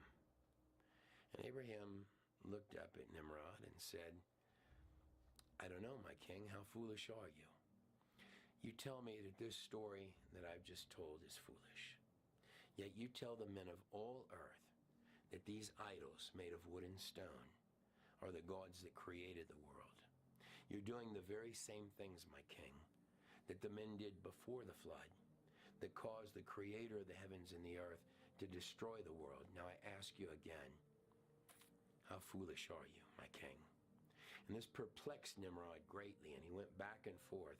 But his witch doctors, they came in. His sages, they came in and they said, "You've got to kill him. He's insulted all of us." And Nimrod has Abram thrown into the fire, into the pits of the fire.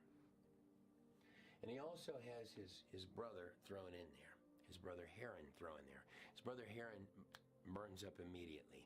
And that's why later Abraham would take care of his brother Haran's son Lot. That's how those two got together. Now, just to give you some context, This is a here, fire story. Abraham on this side, And I'm not even Abraham's on the Christian or side. So whatever. you have Abram, who Nimrod tried to kill, and he had Haran, and Haran was thrown into the fires of Nimrod, and he burned up immediately. Haran's son was Lot. Lot is who Abraham would go with, and they had quarrels amongst their flock and sheep herders. And Abraham said, "You go one way and I will go the other way." And Lot ended up in Sodom and Gomorrah, where Abram, having a standing army, would have to go and save Lot. And Haran had actually premier property in Nimrod's empire because of his father Terah. These are sites that you can see today. These sites, the land of Haran, which is up here, and it's right next door to Göbekli Tepe and other ancient sites. Down here where the ziggurat of Eridu, which I think is the Tower of Babel, was, it's a tower recorded that the gods had shaken it to its base. Only the base of that tower remains today. When you have Enmerkar, who is Nimrod, writing to the Lord of Aratta up in the mountains, writing these little stones, he was writing them from here all the way through his empire, through Haran's land, through Göbekli Tepe, all the way up to where Noah was in the mountains. But Nimrod, because of his witch doctors, his sorcerers, and the head of them, who was Anaki, had Abraham taken and also had Terah's other son as a punishment to Terah for having done this, had Haran taken, and both were thrown into the fire. Now, Haran immediately burned up, according to the text. But Abram, later Abraham, did not. And Abraham was down there, and it says that Nimrod would come to the edge of this giant fire pit that he had in what would later become Babylon, Nimrod's empire.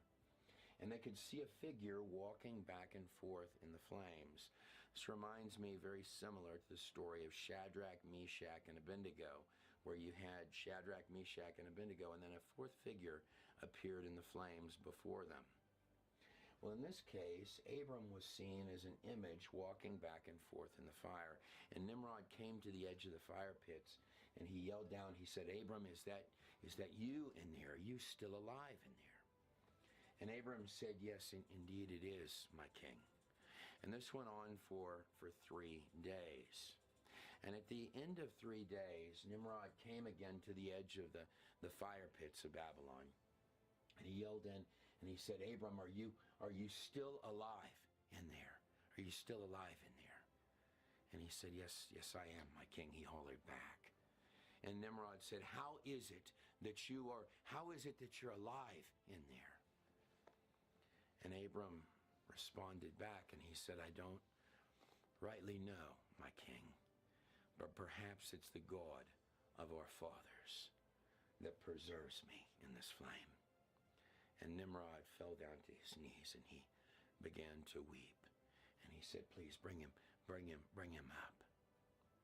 And all of the men of the empire, of Nimrod's empire, what would later be Babylon, they worshipped the God of Abraham.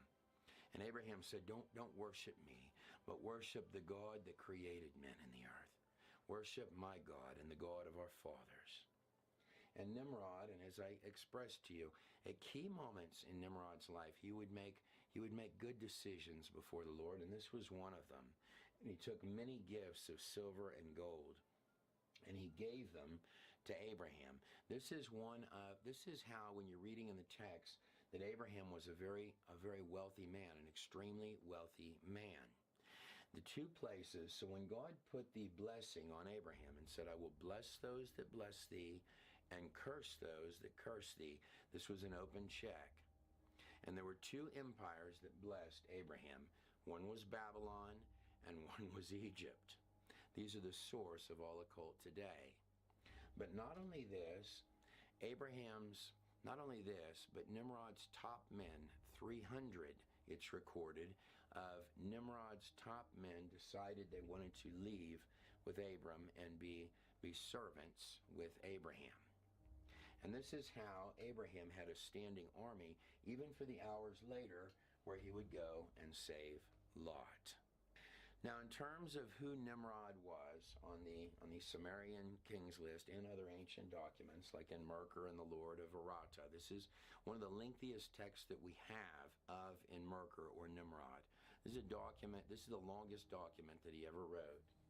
We'll look at it in just a moment. But on the Sumerian kings list, when we come down to the sections that they're trying to draw you into about the empire of Nimrod, where that tower would take its shape, well, you have Noah. His name is Utnapishtim. Now, Noah is not on the Sumerian kings list, but I'd like you to notice the naming conventions. Utnapishtim, we find that in the Epic of Gilgamesh. Now, if we come down from that, we have Utu, who I believe is a reference to Ham. Here are the sons and their bloodlines, just to put this in perspective, as they're recorded in your biblical text. So Noah, you have three sons, Shem, Ham, and Japheth. And through Shem, you're ultimately going to get Abraham, who's going to end up over here. So in Shem's lineage, you're going to have Terah, who will end up being that idol maker for Nimrod. And ultimately, Abraham will be thrown in the fire under Nimrod's empire. Now, through Noah, you have Ham, you have Cush, and then you would have Nimrod. Now, if we look over on the Sumerian kings list, we have Utu. I believe that is Ham. You have Cush, the son of Ham. This is going to be Meshki and Gasher. We'll look at it in just a second. Nimrod, that's going to be in Merkur and Sumerian. And Chardlamer of Elam, this is an unusual character found briefly in your biblical text. I believe this is going to match up to be the character they're calling Lugal-Banda. The word Lugal means king in Sumerian. Tammuz, that's going to be Dumazid, Enkidu, whichever name that you prefer on the Sumerian kings list. And then the sixth one down is going to be Gilgamesh, the spoiled rich kid king of the empire of what would later be called Babylon. Here we have a little more of a breakdown of this. And again, I can't emphasize enough, this probably actually has taken me decades to put these together. And again, if they're not right, they're close. But you have Noah, Utnapishtim, Ham, Utu, and Sumerian. Now, Inanna over here is going to be a consort of both. And in numerous of our films, particularly the Vav series, I go through, Inanna I think goes by a variety of different names. I think she left with Ham out of the mountains, as well as other sons did as well. But Inanna over here, she's going to match up with the stories you're finding of Tammuz, because she's going to be a consort of Nimrod and others. But you have Utu, he's seen right here, consort of Inanna. We have Cush, the son of Ham. Now this one's interesting because Nimrod would be the son of Cush's old age. Now Meshki and Gasher, excerpt from the Sumerian kings list, the son of Utu, he became In. So In means Lord. Lugal means king. He ruled for 324 years. Then, according to the Sumerian kings list and the Sumerian records, he disappeared into the sea, and he took ships fit for the son of a sun god. Utu, or Ham up here, is the first sun god. Here again, I have the Utu tablet. So this would be Utu right here. He's the most prominent of the figures, and you've got these three figures coming here. This is a sun disk. Here's a closer image of it. That right there, that's called a sun disk, what I'm rubbing my finger on right there. Now I'd like to draw your attention behind me. Here's what the sun disk looks like. And it's got, of course, the four cardinal points on it, north, south, east, and west, but also dividing up the four seasons. And between it, you have these squiggly lines, 1, 2, 3, 1, 2, 3. You're going to end up having 12 of them. Long and short of this is that I believe it's a calendar. And if you compare it over here to other calendars, like this Aztec calendar or the Mayan calendar or many, many others, they were using a 360-day calendar in the ancient world in all sorts of cultures. The Aztecs, the Mayans, even the Romans, and others, India, China, all of them were using calendars with a base of 360 days. And then you have these additional workouts for the extra days, or 365 days in a year plus a hair. They all had different workouts for this in the ancient world that would come out properly. Now, you would also find that prophecy commonly used a 360-day year, and there were many prophecy scholars that would say, well, maybe God was just using things that people knew at that time, but that's not like God to do that. He was using those calendars because if you flip it the other way around, that the ancient calendars they were using go all the way back to Enoch's calendar, which had a base of 360 days, and then it had 4 days, just like these 4 cardinal points, for remembrance of God.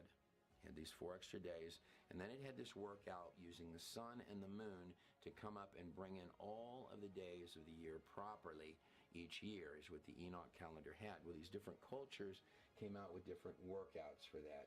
Here's where I'm going with this. If we were and then it had this workout using the sun and the moon to come up and bring in all of the days of the year properly each year, is what the Enoch calendar had. Well, these different cultures came out with different workouts for that.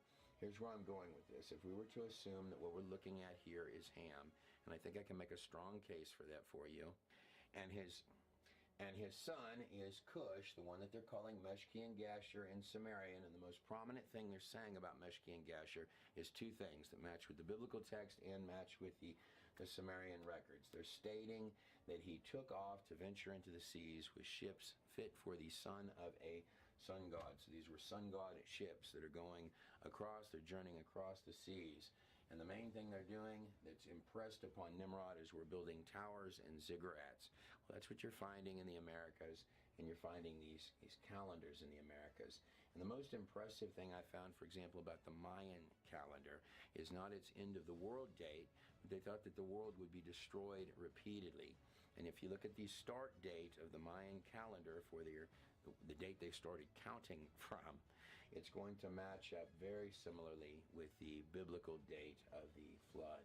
Cush, Meshki, and Gasher, the one who took off into the seas on ships fit for the son of a sun god and said, here kids, here's the keys to the kingdom. And then your next child is going to be on the Sumerian king's list. In your biblical text, it would be Nimrod. In the Sumerian king's list, it would be this famous one in Merkur here. Now, the fact that on both sets of text that in Merkur or Nimrod gets the keys to the kingdom at once Cush is a very, very old man, according to Sumerian, 324 years. Damn. That actually makes our timelines with these absurd lifespans make a lot more sense. And it also, I would notate this, that if Nimrod takes over the kingdom at Cush's old age, and he's actually the baby at Cush's old age, then that puts him ruling and building the Tower of Babel right down in here close to the time of Abraham, which is what your biblical texts are indicating. It literally puts him on both sets of documents right in here. You've got to read an awful lot of ancient text to put these things together. This brings us to the next one, which of course would be in Merkur or Nimrod.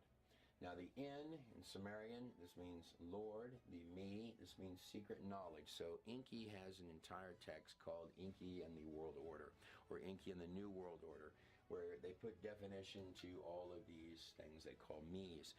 So whenever you see in these documents, they use this word, the holy me's, a whole lot of times.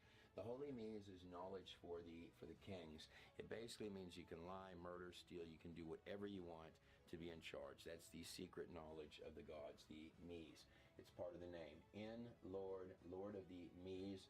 Now the word myrrh has an indication of coming from the other side of the flood. Myrrh, it's where you get the root of the word merman or mermaid. Accordingly, you're finding a lot of gods that look like these in the ancient world. This is Mami Wada out of Africa. There she is right there with the fish's tail on her. This is Vishnu coming out of the fish. This, of course, on this side would be Dagon, the fish god Dagon. And what's interesting about the god Dagon is that when Jonah was spit up from the fish, this happened in Nineveh, where they worshiped the god Dagon. So when they saw Jonah being choked up by a giant fish on the shore of Nineveh, of course, they believed what Jonah had to say because, likely in part, because they worshiped the god Dagon. Now, the final part of the name in Merker, in, Lord, me, and that's a higher title than just king. In, Lord, me, secret knowledge. Mer has a tie-in to the pre-flood world, but also knowledge from the other side of the abyss, the Abzu, the place where the Inky comes from. But also the last part of it would be the Kar. Kar in Sumerian, it means hunter. So in Genesis 10, verse 8, we read, Cush was the father of Nimrod, who began to be a mighty one in the earth. He was a mighty hunter before the Lord. Some translations would say against the Lord. There's a little toggle there back and forth. I would state there's a high probability that Nimrod went to heaven. He was a Nimrod. But in moments that mattered most, he would turn his sight to the Lord, according to the text. A mighty hunter before the Lord. His kingdom Which is weird. Babylon, Uruk, Akkad, Kelna, in the land of Shinar. From that land he went forth to build into Assyria, where he built Nineveh. But in short, the Kar on Enmerker means hunter. And Cush was the father of Nimrod, who began to be a mighty one on the earth. He was a mighty hunter before the Lord. A mighty hunter. Kar means hunter in the word Enmerker. Now, if we come back to this Yasher timeline that I've got on the screen, Abraham is 50 years old. He leaves the care of Noah and Shem in the mountains. And Abraham goes down to visit his father Terah. That's where he gets thrown into the fire. Now, I think the Tower of Babel events happened before that, and these fights where Nimrod begins to want to go up and kill Noah. I think the spirit behind Nimrod is still trying to kill this child, Abram. And so if we rewind to here, we find these stones called Enmerker and the Lord of Arata. Enmerker and the Lord of Arata. So little stones like these ones here, Enmerker or Nimrod is writing these up to the Lord of Arata, who's living up there in the Urartu or the Ararat Mountains. And on these stones, this is what's written on these stones. The many-tongued Sumer and Akkad, those two together would make Nimrod's empire, or what would be called Babel. The many-tongued Sumer and Akkad, the whole universe, the well-guarded people, may they all address Enlil or Enki. Enki and Enlil is like the Baphomet, the masculine and the feminine. The two parts, Enki and Enlil, is who they are. Together in a single language, in a single tongue. Let me read that again. May they all address the Enki together in a single language and a single tongue. This is the objective of the Tower of Babel being covered on these stones. Enki, the Lord of abundance and steadfast decisions, the wise and knowing Lord of the earth, the Lord of the wisdom of the Tower of Eridu, shall have the speech in their mouths. So the speech of mankind is truly one. If these stones are not talking about the Tower of Babel, I don't know what you argue would be. Now, he would take messengers to send these up, and then he would get the replies. So this would literally take place. Now, Noah is replying to these messages repeatedly with things like, what is it that, to me, what your master has spoken? What is it to me which your master has said? So imagine sending a set of text messages about this tower, the largest building project you've got, and the replies are like, well, what's any of this got to do with me? Get your life straight. These kind of replies, these kind of flippant replies from Noah are getting Nimrod red hot and angry. It goes on, this is one of the replies to Nimrod back up to the Lord of Arata, and it reads this: May Arata pack gold nuggets in sacks for me, for Nimrod. When I'm adorned in Eridu, that's where the tower will go in, by Arata, that would be Noah. May the people marvel admiringly, and may Utu, that would be Ham, the wicked son who stole the garments from Noah, witness it in joy and glee. Chant to him, chant to Noah, the Appreciate you, holy man. song, the incantation of Nimadu. This is a portion of the Enki. On that day, when there is no snake, when there is no scorpion, when there is no hyena, when there is no lion, when there is neither dog nor wolf, when man has no rival. Now, this chant that he's quoting, this chant to the Enki, is interesting because this is nearly verbatim much later passages found in the Egyptian Book of the Dead. Nimrod goes on to read, Then say to him, Yeah, I'm going to have to say to relook at Noah, that. lest I make the people fly off that city of the Urartu mountains, like a wild dove from its tree. You couldn't get more biblical language packed into All right. What? There is no lion with a tear and a cod. The whole universe, the well-guarded people, may they all address Enlil or Enki. Enki and Enlil is like the Baphomet, the masculine and the feminine. The two parts, Enki and Enlil, is who they are. Together in a single language, in a single tongue. Let me read that again. May they all address the Enki together in a single language and a single tongue. This is the objective of the Tower of Babel being covered on these stones. Enki, the Lord of abundance and steadfast decisions, the wise and knowing Lord of the earth, the Lord of the wisdom of the Tower of Eridu, shall have the speech in their mouths. So the speech of mankind is truly one. If these stones are not talking about the Tower of Babel, I don't know what you argue would be. Now, he would take messengers to send these up, and then he would get the replies. So this would literally take months. Now, Noah is replying to these messages repeatedly with things like, what is it to me which your master has spoken? What is it to me which your master has said? So imagine sending a set of text messages about this tower, the largest building project you've got, and the replies are like, well, what's any of this got to do with me? Get your life straight. These kind of replies, these kind of flippant replies from Noah are getting Nimrod red hot and angry. It goes on, this is one of the replies to Nimrod back up to the Lord of Arata, and it reads this: May Arata pack gold nuggets in sacks for me, for Nimrod. When I'm adorned in Eridu, that's where the tower will go in, by Arata, that would be Noah. May the people marvel admiringly, and may Utu, that would be Ham, the wicked son who stole the garments from Noah, witness it in joy and glee. Chant to him, chant to Noah, the holy song, the incantation of Nimadu. This is a portion of the Enki. On that day, when there is no snake, when there is no scorpion, getting Nimrod red hot and angry. It goes on, this is one of the replies to Nimrod back up to the Lord of Arata, and it reads this: May Arata pack gold nuggets in sacks for me, for Nimrod. When I'm adorned in Eridu, that's where the tower will go in, by Arata, that would be Noah. May the people marvel admiringly, and may Utu, that would be Ham, the wicked son who stole the garments from Noah, witness it in joy and glee. Chant to him, chant to Noah, the holy song, the incantation of Nimadu. This is a portion of the Enki.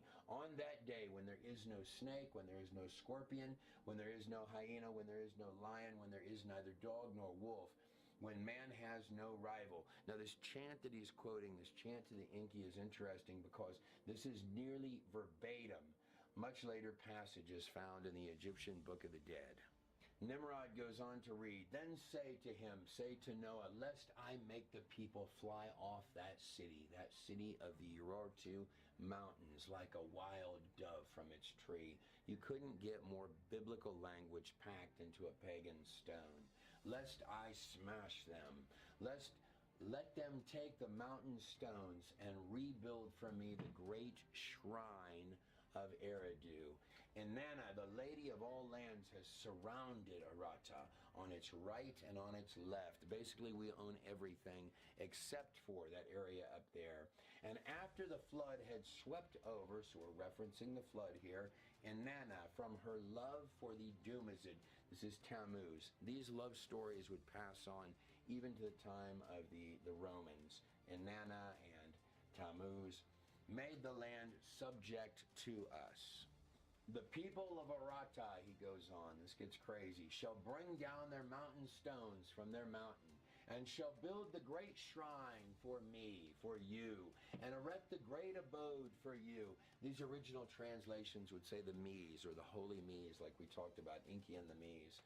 The great abode, the abode of the gods, to shine forth for you, will make your me, that's the secret knowledge of the gods, flourish in Kulaba, that's the brick-built city, will make the Abzu, that means the place the Inki comes from, grow for you like a holy mountain, and make my name in Merkur famous in all the earth. That's literally what's written on these ancient stones. Didn't they want to build the great tower to make their names famous in all the earth in the biblical text? Now, if we come back to Yasher, it reads this. This is titled Nimrod's Dream. And at the expiration of 2 years from Abram's going out from the fire, that is in the 52nd year of his life, Abram's life, behold, King Nimrod sat in Babel upon his throne. And the king fell asleep and dreamed that he was standing with his troops and hosts in a valley opposite the king's furnace. Now Abram has left with the top men. So Nimrod's top men have now joined Abram. And if we were looking on the Sumerian kings list, the next one down is Lugal-Banda. Lugal means king. Now, not only has Nimrod's tower fallen by this point, but his empire has split because Lugal-Banda, or Shardlamer of Elam, the area of Elam has now separated from Nimrod.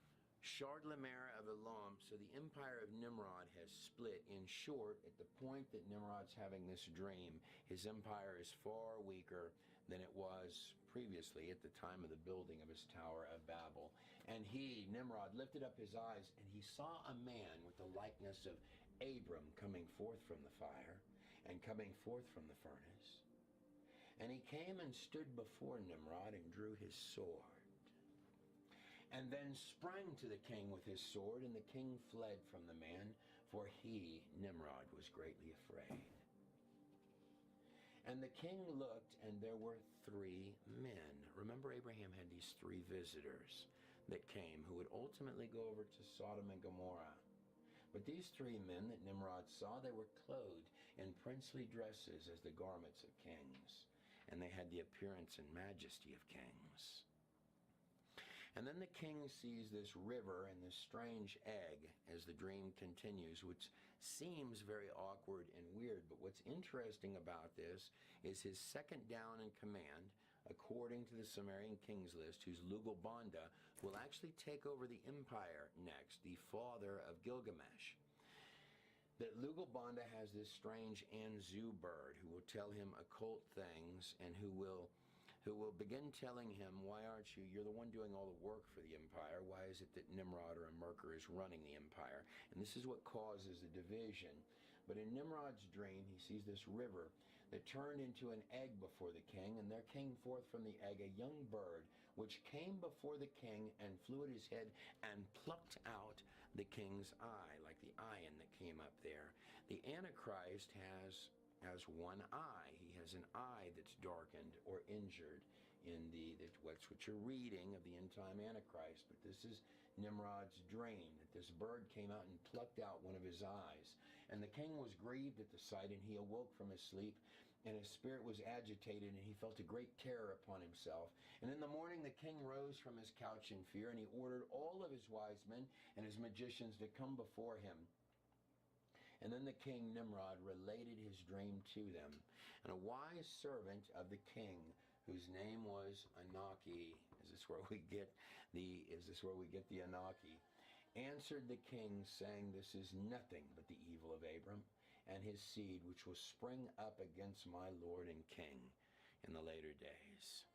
I'm Trey Smith of God in a Nutshell, and I want to thank you for watching this That's cool. presentation on Nimrod. This was more of an academic presentation, but I felt like it needed to be done, where I'll walk you through some of the pagan or the Sumerian, Akkadian, different texts in Gilgamesh, and kind of match them up with the biblical texts and some of the extra biblical texts as well, and sort of put together a timeline of Nimrod for you, and actually for use for any student in study about the ancient world.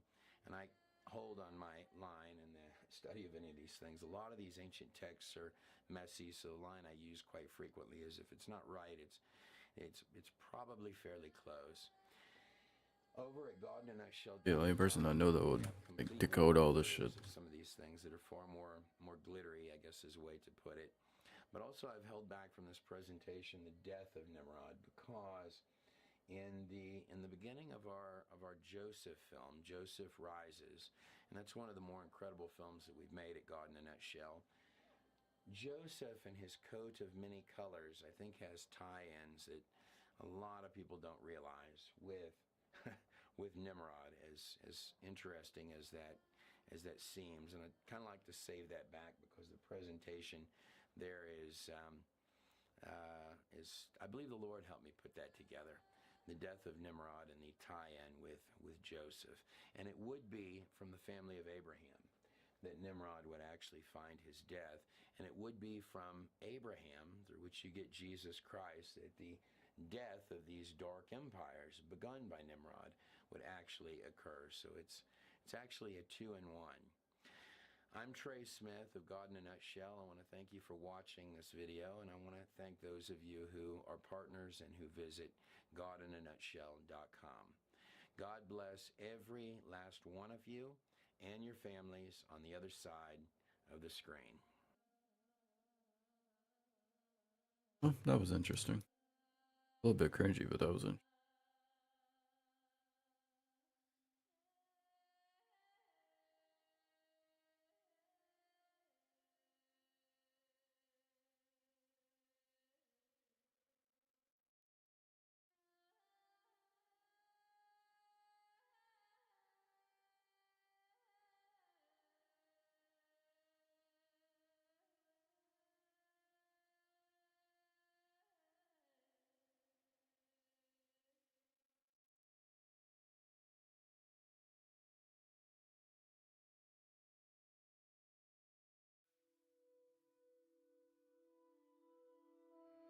Five Mongol envoys knelt on the beach at Kamakura and stretched out their necks. Their time had come, and a clear time.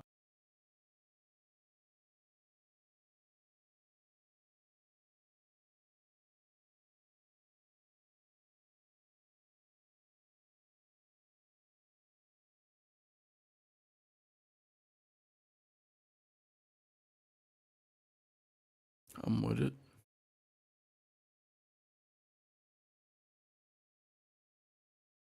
Target for Me all the execution documents. would at least ensure it was painless. They gazed out over the deep blue of the Pacific Ocean, waves lapping slowly.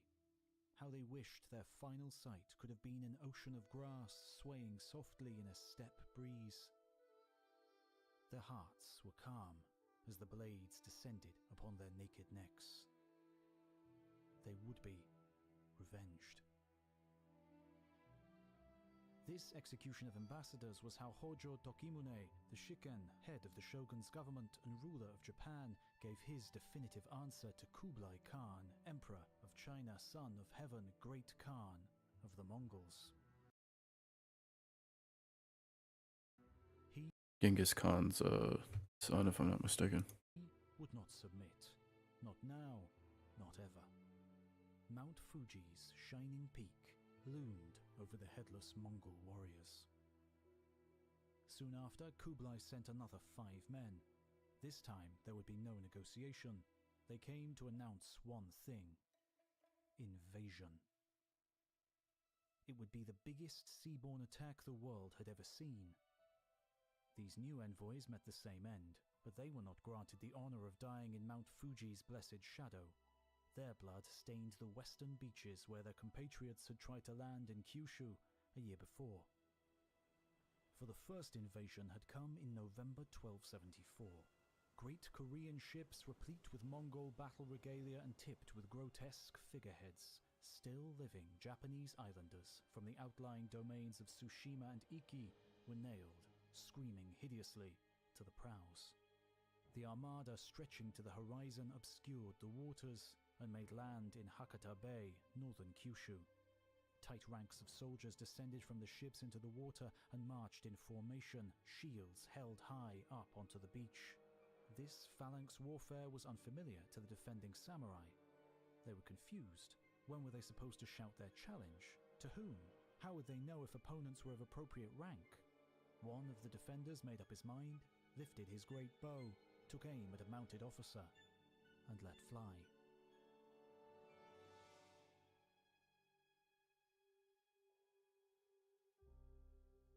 Hojo Tokimune, insecure in his recent tenure, presiding over a crumbling realm beset with woes, lay in his concubine's lap. His realm was an ancient one, even if the house of Tokimune were merely backwater warriors turned recent usurpers of the strings of national power. The Mongol threat had focused his mind, this the first full-scale invasion his country had ever known. And so, for the first time in his young life, he wondered, how had Japan got here? Tokimune became drowsy and slipped into a light sleep.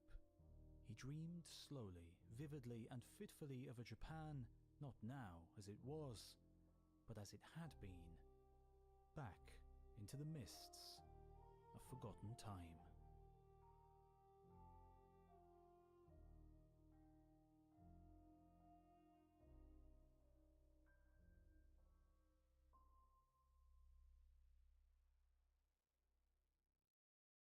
Bruh. There are 7,106 living languages in the world today, each with a rich history going back millennia. How many do you speak? If, like me, you are not a natural language learner, Babbel is a great place to bump up your numbers. Whether you want to be able to communicate better at work, plan a trip, or simply explore a different culture's way of thinking, Babbel will help you start speaking a new language in just 3 weeks. It is one of the top language apps worldwide, with classes developed by real language teachers that teach real-world conversations, preparing you to have practical conversations about travel, business, relationships, and more. Personally, I've been using it to brush up on my Spanish. Even for someone who has a good level, it has been useful to learn new phrases and ways to communicate. También es una ganga. You can get 60% off your subscription if you follow the link in the description, with a 20-day money-back guarantee. Well worth trying. Thanks to Babbel for supporting educational content on YouTube.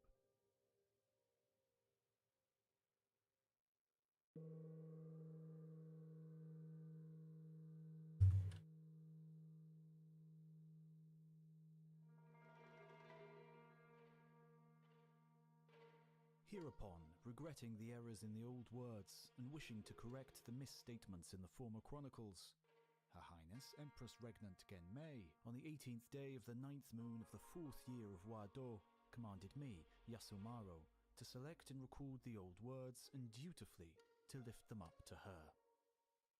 I, Yasumaro, with true trembling and true fear, bow my head, bow my head.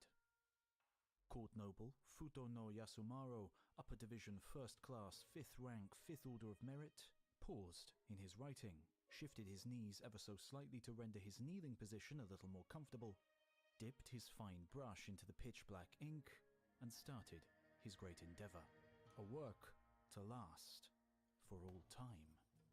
Yasumaro went on to render the fables, legends, and vaguely understood myth of ancient times as fact, creating a divine fable to legitimize and deify the rule of his very human imperial masters, and the right of his people, the Yamato, to dominate all the other tribes and peoples of the land we now know as Japan.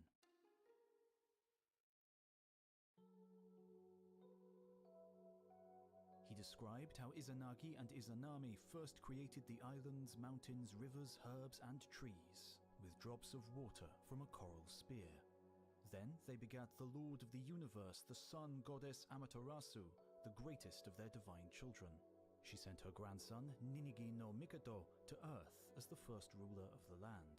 But it was not only Ninigi who descended to Earth. His father, Susanoo, god of storms, uncouth and brash, was banished from heaven for his foul and evil behavior. While Susanoo's people conquered and flourished in Izumo in the west of the island of Honshu, Ninigi's people also prospered and multiplied in the south. Within 3 generations, they had grown powerful enough to thrust north to central Honshu, battling foes to establish a new power base. Its names were myriad, but most know it as Yamatai. Yamatai was ruled over by an emperor, Jimmu, the first of a line that was to last forever. Of course, it was probably not quite as Yasumaro told it. For Yasumaro to serve a deity, the imperial line required divine blood, and so Yasumaro wove the myriad myths of the Yamato people into a solid story, and in doing so discovered a royal lineage that stretched back to the sun herself. The Amaterasu of his story was probably based upon the legendary great 3rd century shaman queen Himiko. Susanoo, her brother, and his fight with her may have represented a royal disagreement as much as a heavenly battle. His was a work of propaganda, akin to the Roman Aeneid, which wove together vaguely remembered myth, heroic legend, and outright fabrications to legitimize the rule of Augustus Caesar in Rome, or the secret history of the Mongols, which did the same for Genghis Khan. The original settlers of Japan, however, came in a far more human guise. They first crossed land bridges from the Asian mainland tens of thousands of years before, and continued to arrive in small groups from all directions for eons afterwards. The population was small, perhaps 160,000 at its height, and so these people, called Jomon after the rope patterns they left on their pottery, are thought to have lived a life of hunting and gathering the plentiful resources they found around them. They did not know of war until a new people began to make landfall. These were the people whose myths Yasumaro wrote as fact. The many-fenced palace of the god of storms was copied across the islands by a new and acquisitive, ambitious people who coveted the land and protected a newly engineered resource, the rice field. These are known as the Yayoi people, and Japan would never be the same again. The ancient Chinese kingdom of Wu, where Shanghai now stands, was believed by the ancient Japanese to be where their ancestors came from, refugees from that kingdom, which was destroyed around the time that the Yayoi are believed to have migrated to Japan. Descriptions of the Wu and the Wa, as the Japanese were originally known in Chinese, their tattoos and warlike nature, certainly seem to bear more than a passing resemblance. The archaeological and DNA record shows that a large body of the Yayoi period Japanese came from the north, Siberia, through Mongolia and Manchuria, down the Korean peninsula and across the seas. Some modern research also suggests that material and cultural similarities with civilizations on Java and other parts of Southeast Asia may exist. What is certain is that the Yayoi people were not the final, pre-Japanese history humans to migrate to the Japanese Isles. Sometime in the first few centuries of the Common Era, a time of turmoil and war on the continent, a massive wave of people came from northern China, bringing with them material wealth and knowledge to improve just about every facet of human life on the islands. Some became nobles, had their names recorded, and entered the chronicles. Place and family names connecting modern Japan with these ancient settlers can be found to this day, but the exact details of early Japan can still be said to be lost in the linguistic and cultural mists of time. Which leaves us with the mystery of just who are the Japanese.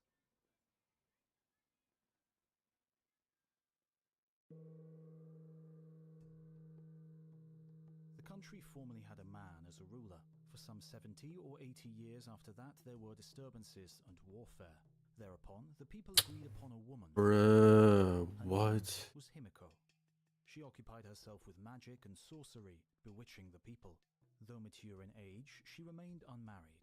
She had a younger brother who assisted her in running the country. After she became the ruler, there were few who saw her.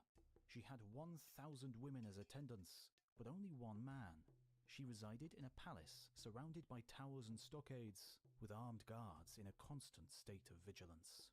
When Himiko passed away, a great mound was raised, more than 100 paces in diameter. Over 100 male and female attendants followed her to the grave. Kofun. 162,000 of these burial mounds have been identified across Japan. They vary in shape and size, but the classic kofun is shaped like a keyhole or bell.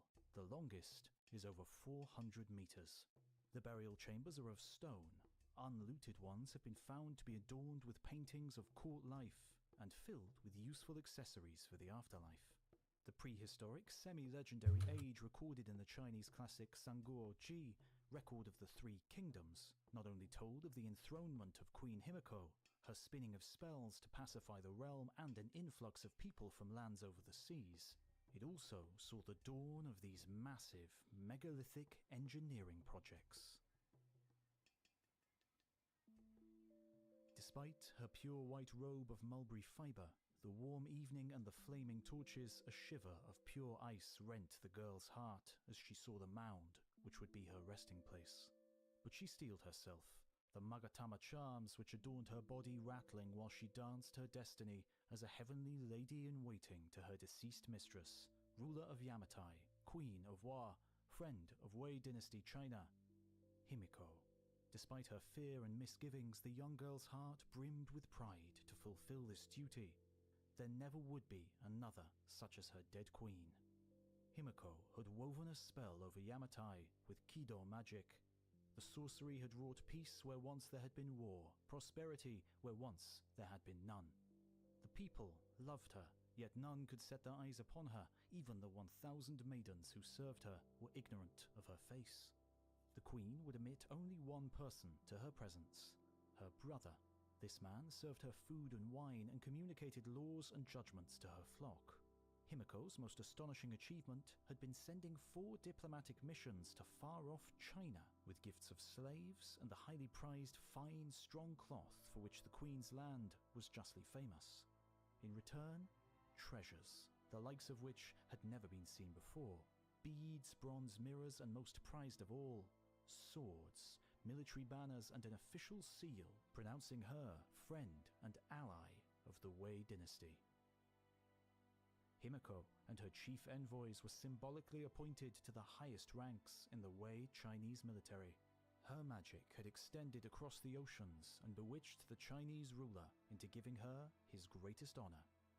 With China's recognition, all bowed before her, and Yamatai came to dominate the Japanese islands.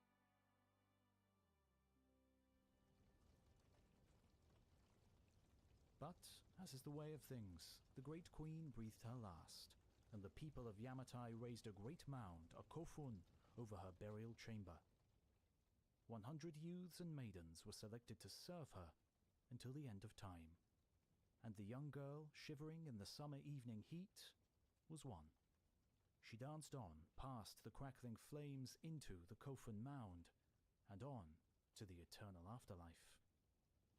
Himiko and her serving maidens are believed to be at eternal fine, strong cloth for which the queen's land was justly famous.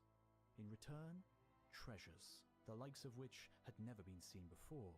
Beads, bronze mirrors, and most prized of all, swords, military banners, and an official seal pronouncing her friend and ally of the Wei dynasty.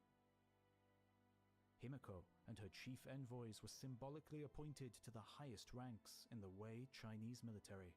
Her magic had extended across the oceans and bewitched the Chinese ruler into giving her his greatest honor. With China's recognition, all bowed before her, and Yamatai came to dominate the Japanese islands.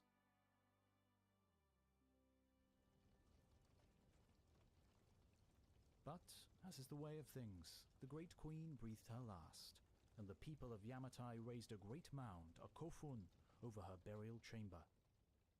100 youths and maidens were selected to serve her until the end of time, and the young girl, shivering in the summer evening heat, was one. She danced on past the crackling flames into the Kofun mound, and on to the eternal afterlife. Himiko and her serving maidens are believed to be at eternal peace at the Hashihaka Kofun in Nara Prefecture.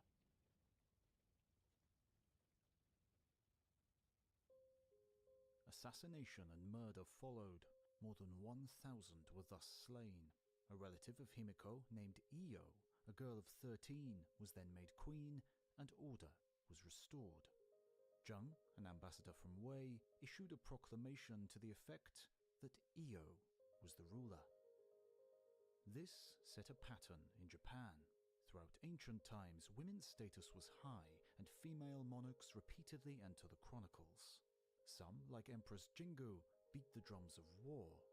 Others seem to have followed Himiko and Iyo in fostering a land at peace with itself.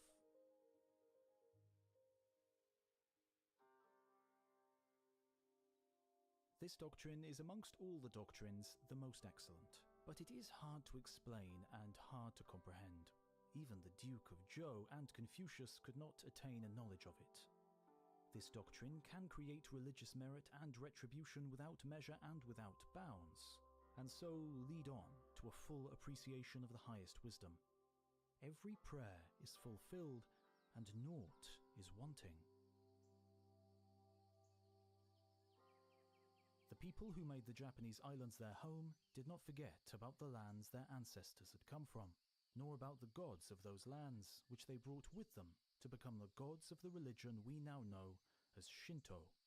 Long before the myths of Amaterasu and her descendants were written, Shinto was a living, breathing religion of nature spirits. Mountains, rivers, trees, stones, fire, and water. But the small kingdoms of the Japanese Isles had remained intimately connected to those on the Korean peninsula, trading, exchanging, learning, marrying, and warring.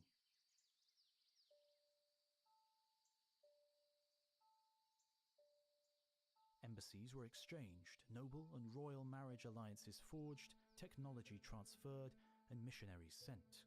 There was a relationship of deep respect, and so, in the middle of the 6th century, when King Sung of Baekje, a kingdom in the western part of the peninsula, sent his letter sharing the peace of the Buddha with Emperor Kinmei, His Imperial Highness's chief advisor, Soga Noename, stroked his beard and smiled behind a ceremonial fan. His time had come at last. The long years of scheming with his Korean kin and continental-minded allies in the Yamato court had resulted at last in this mission's arrival. It seemed sudden, heaven-sent, but it was nothing of the sort. Soga and his family had spent years, perhaps even decades, arranging it all. This was not the first time Buddha's teachings had reached Japan. A number of the common people had been preached to by monks in generations past, some of the holy men even claiming to have come from as far away as the land of the Buddha's birth.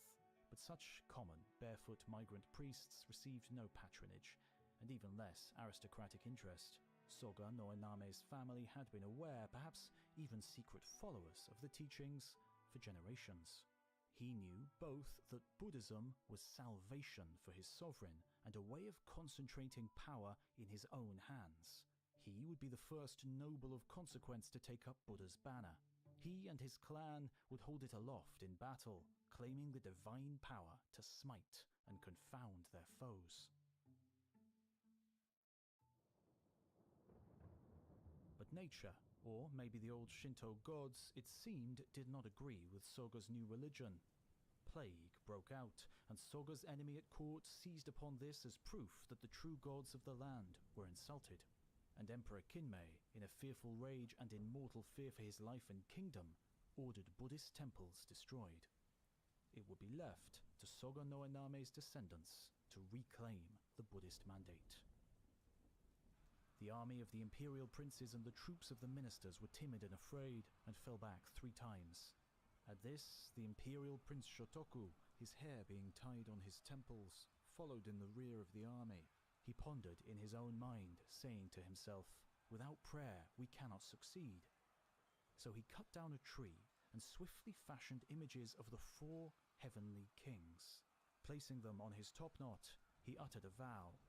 If we are now made to gain the victory over the enemy, I promise faithfully to honor the 4 heavenly kings, guardians of the world, by erecting to them a temple with a pagoda.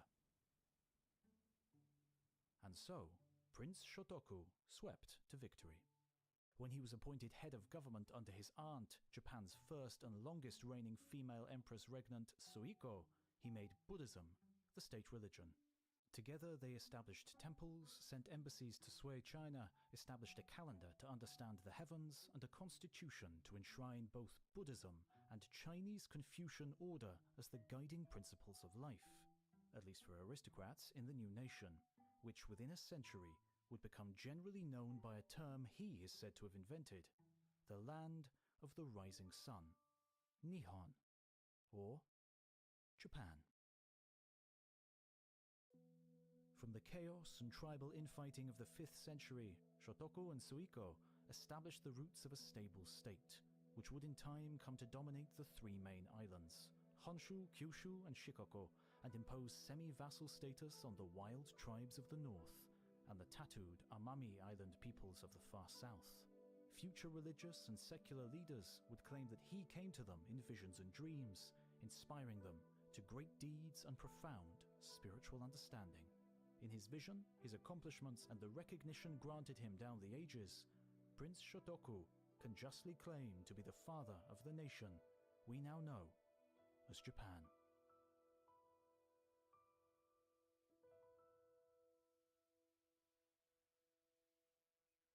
The farm boy stood in a simple tunic, rusty knife in his belt, a tall spear at his side. He was feeling strong. The gathering cold of late autumn didn't bother him one bit. Instead, the blue sky gave him hope and strength. The conscript reflected on the fact that he was a peasant no more. He was now a great warrior for his lord and king. He watched excitedly as the eagerly anticipated great flotilla of ships entered the mouth of the Bengma River on the east coast of Korea. Tens of thousands of men bent to the oars, chanting in unison as the small vessels, which had successfully made the treacherous crossing from Kyushu, made their way up the river. Astride each ship stood proud warriors, clan banners held high, swords punching the air amid deafening cheers. Drums rang out. They were late in the season and had been lucky not to get caught in the autumn storms, but it mattered not. They were now here. Baekje, the kingdom from which Buddha's peace had entered Japan, was an ancient Japanese ally on the Korean peninsula, but had fallen to an alliance of Tang China and another Korean kingdom, Silla, in 660. Following that defeat, those who could fled to Japan to plan their comeback with the help of the Japanese. This vast army and armada of boats was the result. It was a moment of pure joy for the young conscript as he stood on the riverbank ready to welcome the Japanese reinforcements and the returning Baekje refugees, and above all, his rightful lord, the new King Pangjang. This king would stamp the seal of peace on their lives and coat it with the blood of the wretched oppressors. The river was filling up. It had become almost impossible to see the water flowing beneath the sleek vessels, they were so numerous. 800, his commander had told him. All the conscript knew that was with such a host they were sure of victory. Everyone was in good spirits. The moment for revenge had arrived. It was October the 4th, 663. The motherland was on the cusp of being restored to its former glory. The flotilla got larger and larger as more and more ships entered the estuary and started to head upstream, but there came a point when they were so jammed together that movement all but ceased. This was the moment the hidden Tang Chinese ships had been waiting for. 170 of them sprung the trap, speeding downriver from inland harbors, raining flaming arrows down on the unprepared Japanese and Baekje Korean vessels. The young conscript watched in horror as his kingdom's salvation floundered and died before his eyes. Then, from the hills behind him came the sound of shouts. A conch shell rang high, then low, the order for cavalry to form up. Hwarang, Scylla's renowned cavalry, trained by warrior monks from childhood to revere the law, obey all orders, to love and fight for the death of their comrades, and to exterminate their foes. They were said to sooner die than retreat. The young Bekje conscript now saw himself for what he was. No great warrior, a mere mountain peasant dressed in hemp clothing, armed only with a simple spear. It was now he knew fear in his heart. Behind Bekje's dwindling forces, the Tung ship had closed in, and hand-to-hand fighting covered the floating battlefield. Surviving Japanese warriors from sunken ships climbed the muddy riverbanks and joined the rear of the conscripts' formation. There was nowhere to run from the circling Hwarang. The only hope was the ever smaller mass of men around their king. Then they broke. The few remaining men headed for the safety of the hills as the Hwarang swarmed around them, impaling the fleeing runners on razor-sharp lances. They held out, fighting a low-key guerrilla war for years in the mountains. But after a decade, the dwindling band of freedom fighters knew that all was truly lost. There was to be no Bekje resurrection. Japanese ships again made the dangerous voyage to the continental peninsula to perform the evacuation of their Korean allies and kin. The minister Yeo Jasin, the minister Gwisil Jipsa, and others, men and women to the number of over 700 persons, were removed and settled in the district of Kamafu in the province of Omi.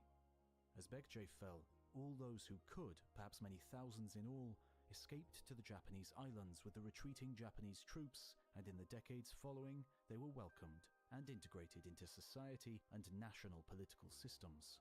Their traces survive to this day in place names, culture, and family surnames. This was a pivotal moment for Japan. No longer would it be intimately entwined with the continent. From now on, it would turn inwards, concentrating on its own affairs, staying well away from continental politics and conflicts. Silla, who soon conquered the whole peninsula, never forgot that the Japanese had supported their Bekje enemies. The relationship between the Japanese Isles and the Koreas had soured, never to regain its former warmth.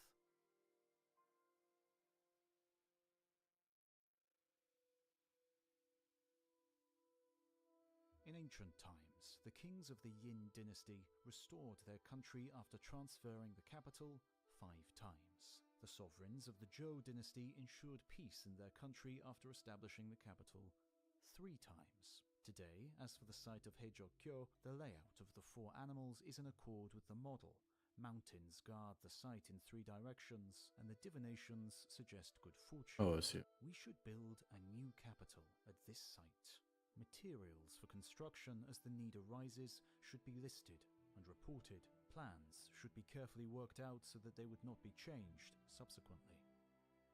Bodhisena had traveled the world, over ice-bound mountains, through parched desert, across lush farmland, and upon the deepest seas, in his quest to find Manjusri, a long-dead enlightened one, a bodhisattva of wisdom, who appeared to him in a dream as a youth in India.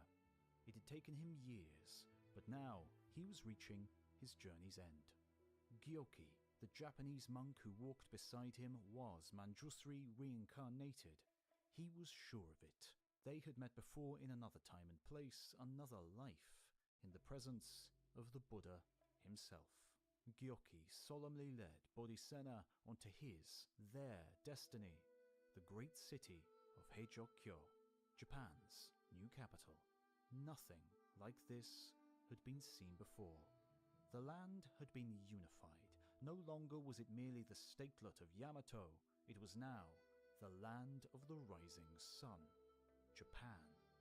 It was no longer appropriate or dignified for the court to up sticks and be loaded onto the back of ox wagons every few years. China had long ago built an established capital. It was high time that Japan should join the civilized world in this matter, just as it had so many other ways over the centuries. Foreign states needed to understand the full dignity and civilization of the city's inhabitants, and its rulers needed to know where to send diplomatic missions and tribute. And what is more, heaven needed to know where human power lay on Earth. Moving had surely confused the gods, caused them to look less favorably on the realm. The time had come. On the day of Jiaji in the 11th month, the cabinet offered a proposal to the emperor as follows. We hear that, in ancient times, lives were so simple that people lived in caves in winter and nests in summer. In recent years, the noble people live in palaces instead. We also have the capital for the residence of the emperor. Since the capital is visited by people from remote provinces and foreign countries, how can we express the virtue of the emperor if the capital lacks magnificence? We offer a proposal to decree that the authorities should instruct noblemen and wealthy commoners to equip their houses with tiled roofs, vermilion pillars, and white walls. Heijokyo was the answer to all these problems, desires, and prayers. A city of 100,000. Nobles, commoners, and slaves alike walked within its numerous precincts. Peasants delivered food and other supplies from the hinterland. Pretty girls arrived to make their fortune in the pleasure districts. Criminals slunk by in the shadows, hoping to grab a tiny slither of the glorious riches for themselves. Imperial councillors and civil servants also came from much further afield, from as far away as Persia, a land lost in the haze of the vast sand and grass desert which was known to exist beyond China. Chinese scholars, merchants, engineers, and architects from Great Tang roamed the streets and haunted the halls of learning in their flowing robes, sporting their long status-marking nails. Work with one's hands and fingers was left to the mere illiterate peasants and the servile classes. A grand imperial repository called Shosoin was established to exemplify the permanence of the new city. The royal treasures, tribute and gifts from neighboring states, some emanating from further even than the most exotic of inhabitants, the extreme wilds of lands in the far west whose names were unknown, would no longer be subject to rude upheaval. They would rest in peace, as symbols of imperial legitimacy, international recognition, and power in the sacrosanct precincts of the brand new Todaiji Temple. Prince Shotoku's reforms had woven their logical path to this point. The loss of allies and bases on the continent, no longer a buffer zone, had led to this point. Japan's establishment as a state had led to this point. Of all the people who roamed the wide boulevards of the new capital, Bodhisena truly stood out. He was by far the darkest-skinned and perhaps close to one of the most learned men to have ever walked the winding mountain roads of Japan. A Tamil man from the deep south of what is now southern India, he had traveled the world seeking Buddhist truth, and his search had eventually ended here. He was only in his 20s. The imperial court was thrilled to have a guest from lands so close to those of Buddha's birth, and granted Bodhisena land for a temple, encouraging him to share his deep knowledge and saintly aura. However, Bodhisena did not simply settle for a quiet temple life. He was granted the honor of putting the final touch to the greatest devotional work of construction that Japan, and most of the world, had ever seen. In 741, Emperor Shomu, desiring to show the magnificence of his state, demonstrate the protection of the Buddha's universal order, and having heard that Tang China had already completed such a project, ordered the erecting of a great Buddha statue in Heijokyo. It was to be the centerpiece of a great institution of religion and learning. 16 meters high, 500 tons, cast entirely of bronze, and housed in a great wooden temple hall, 50 by 86 meters, with 84 massive cypress pillars. Todaiji. The world had never seen the like in wood before, nor would ever again. Half of the population, around 2.6 million people, donated food, money, or labor to the cause, and specialist craftsmen hired from throughout the known world toiled for over a decade to realize this imperial dream. In 752, it was time for the final act, the eye-opening ceremony, to dedicate the statue, to awaken the living Buddha within. before dignitaries from Tung China, all the Korean kingdoms, 10,000 guests, and 4,000 dancers, moving to the dignified and majestic sounds of hichiriki oboes, fue flutes, koto, biwa lutes, and myriad drums which formed the new imperial music brought by Bodhisena, the Tamil priest himself painted the Buddha's eyes. It must have been a profound moment of holiness and spirituality. With the painting of his eye, the Buddha lived in Nara, in Japan. The great Buddha's love and protection now emanated from the Japanese capital city to warm and protect the world with its light and sanctity. The brush Bodhisena used is still preserved in the treasury today. It took several decades for the luster to wear off. For while the munificence of the great statue undoubtedly protected the realm's spiritual health, the financial and social cost took a long-term toil. Furthermore, the great centers of learning became great centers of Buddhist power and influence over the state. This was not how the new Emperor Kamu saw his reign's future when he ascended the throne in 781, and became determined to break from this monster of religious control created by his predecessors. There was only one thing for it. The eternal capital of Heijō-kyo would have to be moved. The Buddhists could be left to twiddle their thumbs and chant their sutras away from secular power. Nagaoka was the site chosen in 784, but it was not a success, and a decade later, in 794, Heian-kyo was eventually founded, and over the next decades blossomed into a glorious and fitting capital city to truly rule the land in harmony. This new city grew in size with the building of the vast, sprawling mansions of the 1,182 noble families of the land, a third who traced their lineage to Chinese and Korean families, a testament to the global draw of the polity which had been built over the last 2 centuries in central Japan. The economy thrived, and the libraries became the world's envy. 1 second.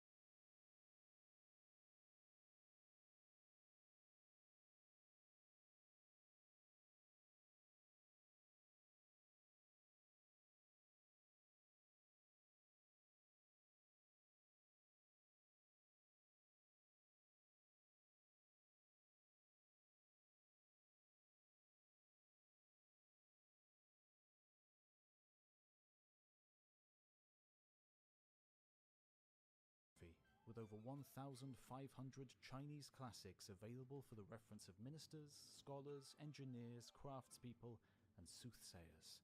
Over the next few hundred years, Chinese book collectors even visited to copy volumes of ancient literature that had been lost in China itself. Kyoto, as it later became, was to remain the imperial capital until 1869, but it was on Japan's borders where the real battles were being held.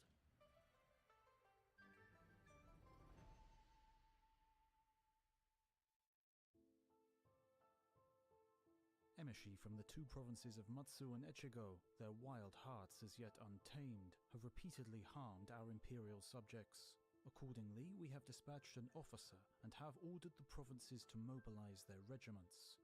They are to go forth and punish the Emishi. The villages of sturdy wooden huts were small, but warm and secure. Nestled in the cozy confines of tree-bound valleys, they were virtually hidden until you stumbled upon them.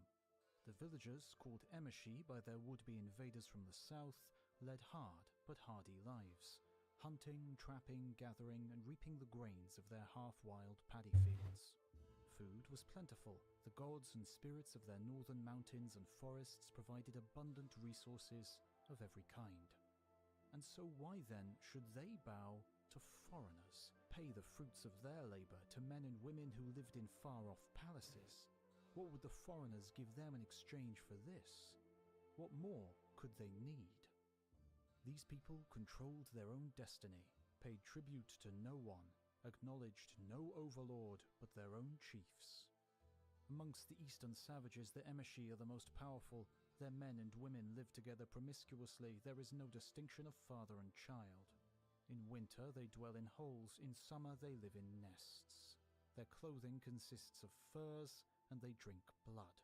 In ascending mountains, they are like flying birds.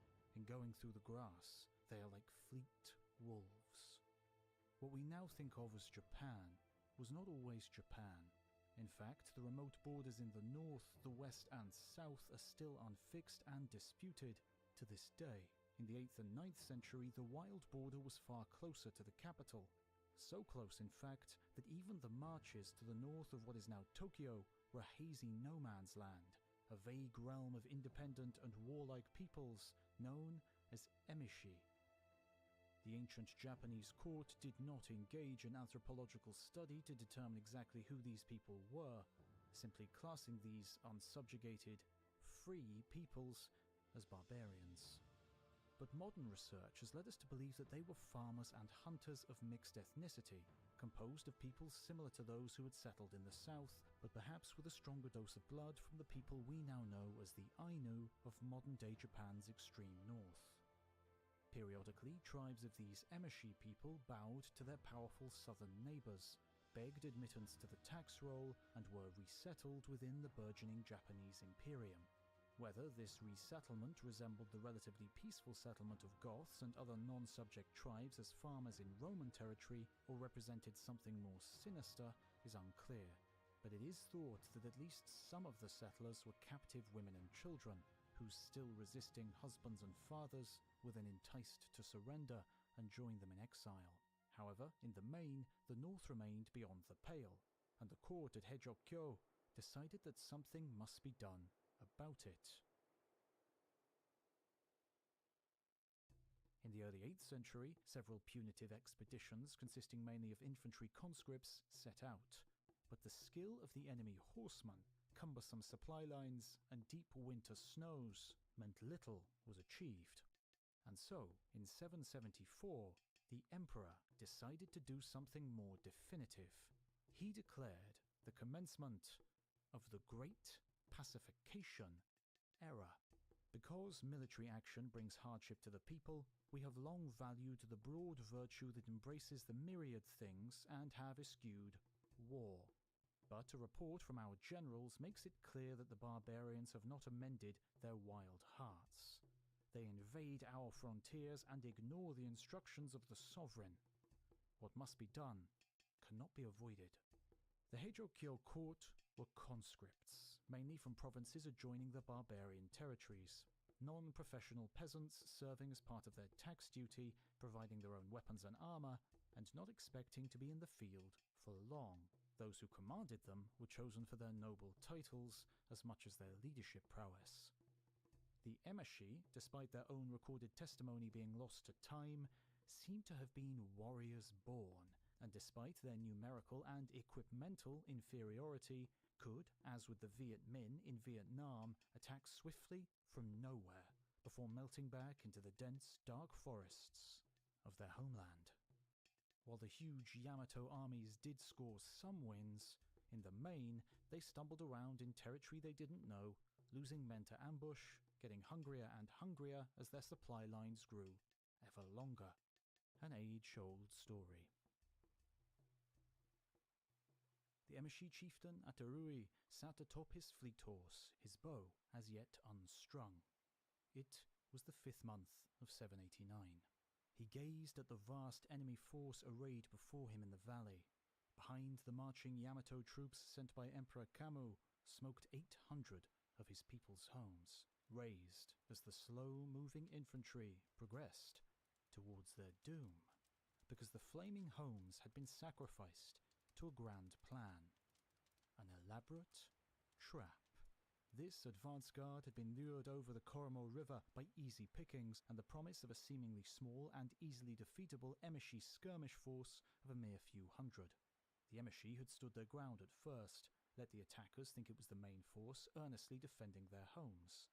They then feigned retreat, withdrawing while keeping up a running battle with the 4,000 Yamato troops. The invaders' plan was for the remainder of the massive invasion force, nearly 50,000 men, to cross the river now, with no Emishi defenders to threaten and thwart their passage. But now was Atarui's moment. He and his 1,000 warriors sounded their battle cry. Blood-curdling roars echoed throughout the hills and thickly treed valleys, magnifying their volume to a storm. The trampling army below them on the valley floor hesitated. A sharp intake of breath sounded, and a proud Chinese-style war banner drooped slightly as its bearer looked around, spooked and afraid. Then Atarui sounded his conchhorn. It rang through the valleys and hills of his homeland. The cavalry started slowly down the forested mountain, as yet the enemy could not see them. They could simply hear the cries and shouts of a large host approaching fast.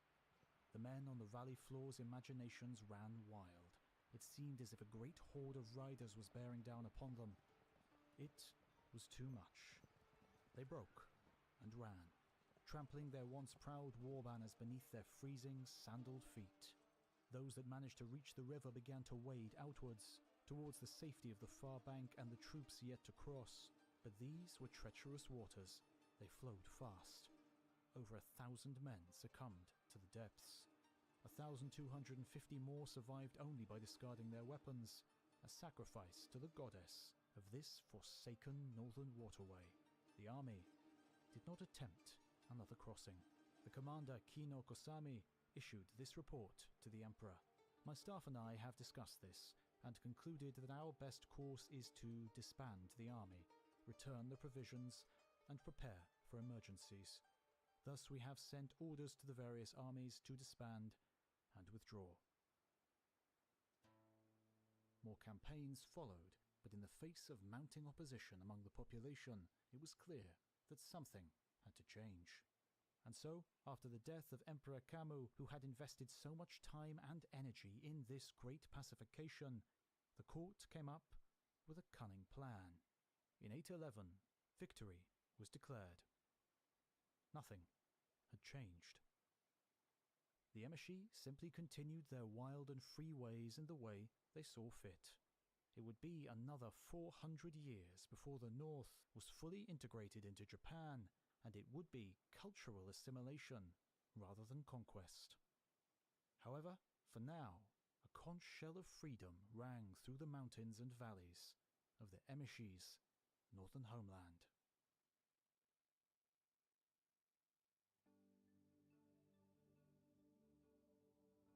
A western houri beckons with her white hand, inviting the stranger to intoxicate himself with her white hand. That western houri with features like a flower, She stands by the wine warmer and laughs with the breath of spring. Laughs with the breath of spring. Dances with the dress of gauze. Will you be going somewhere, my lord, now, before you are drunk? The young embassy member, Abe no Nakamaro, had caught a glimpse of the girl with the golden hair in the crowd as the Japanese embassy paraded into the Tang Chinese capital of Chang'an through the great eastern gate of the city and proceeded to the diplomatic quarters where they would be accommodated during their stay in the Chinese capital. It had been a grueling odyssey from Heijōkyō in that year of 717. The thought of setting sail from the port of Naniwa with his mother's farewell poem ringing in his ears brought tears even now, thousands of miles away, at journey's end. Of the 4 ships that set sail, only 2 had made it across the raging seas south of Kyushu. He knew that former missions had sailed a safer route via Korea, but Baekje's fall and Silla's belligerence had put a stop to that.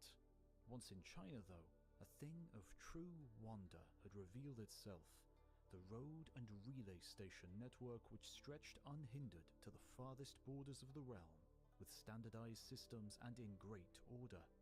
In China, all roads led to the capital, Chang'an.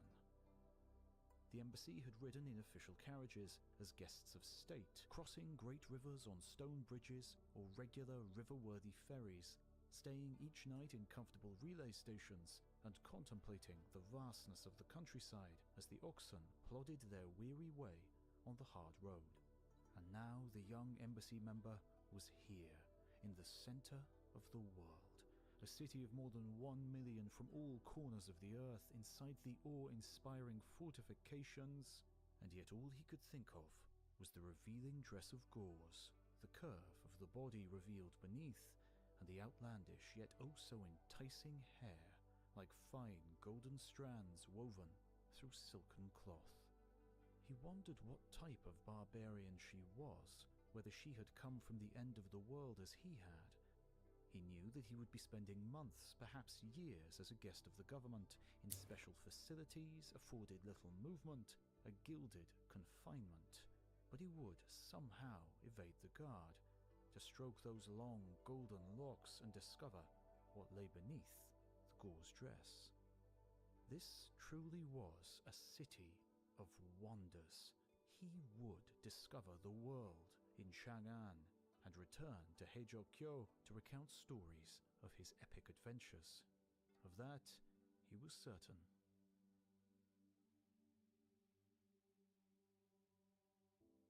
Between 607 and 839 AD, 21 missions were dispatched to China.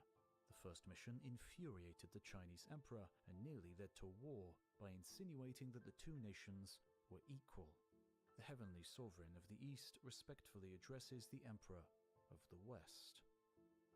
However, his forces were indisposed at the time, engaged in trying to dominate the northern Korean kingdom of Goguryeo, and he settled for a polite but haughty letter to be delivered to place the mere sovereign of this barbarian nation below himself, the son of heaven.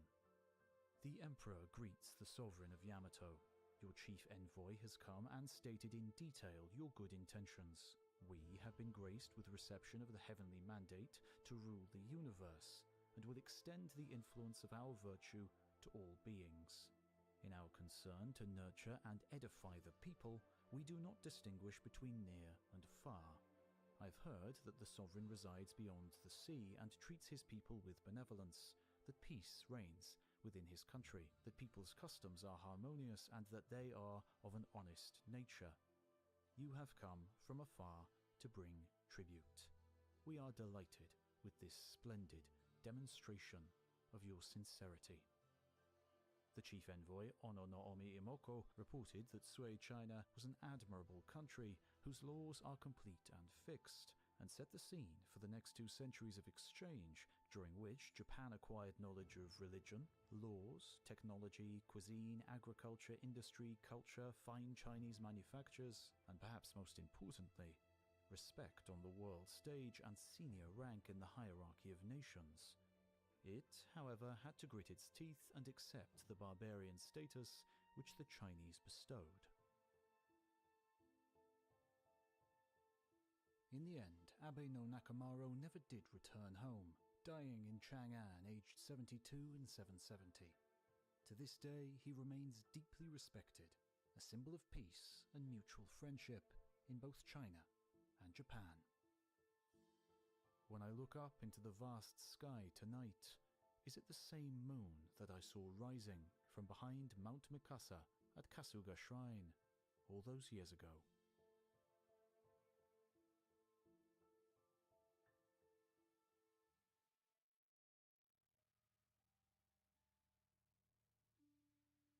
In the breeze scatter soft snow flurries, so brief that it's intermittent.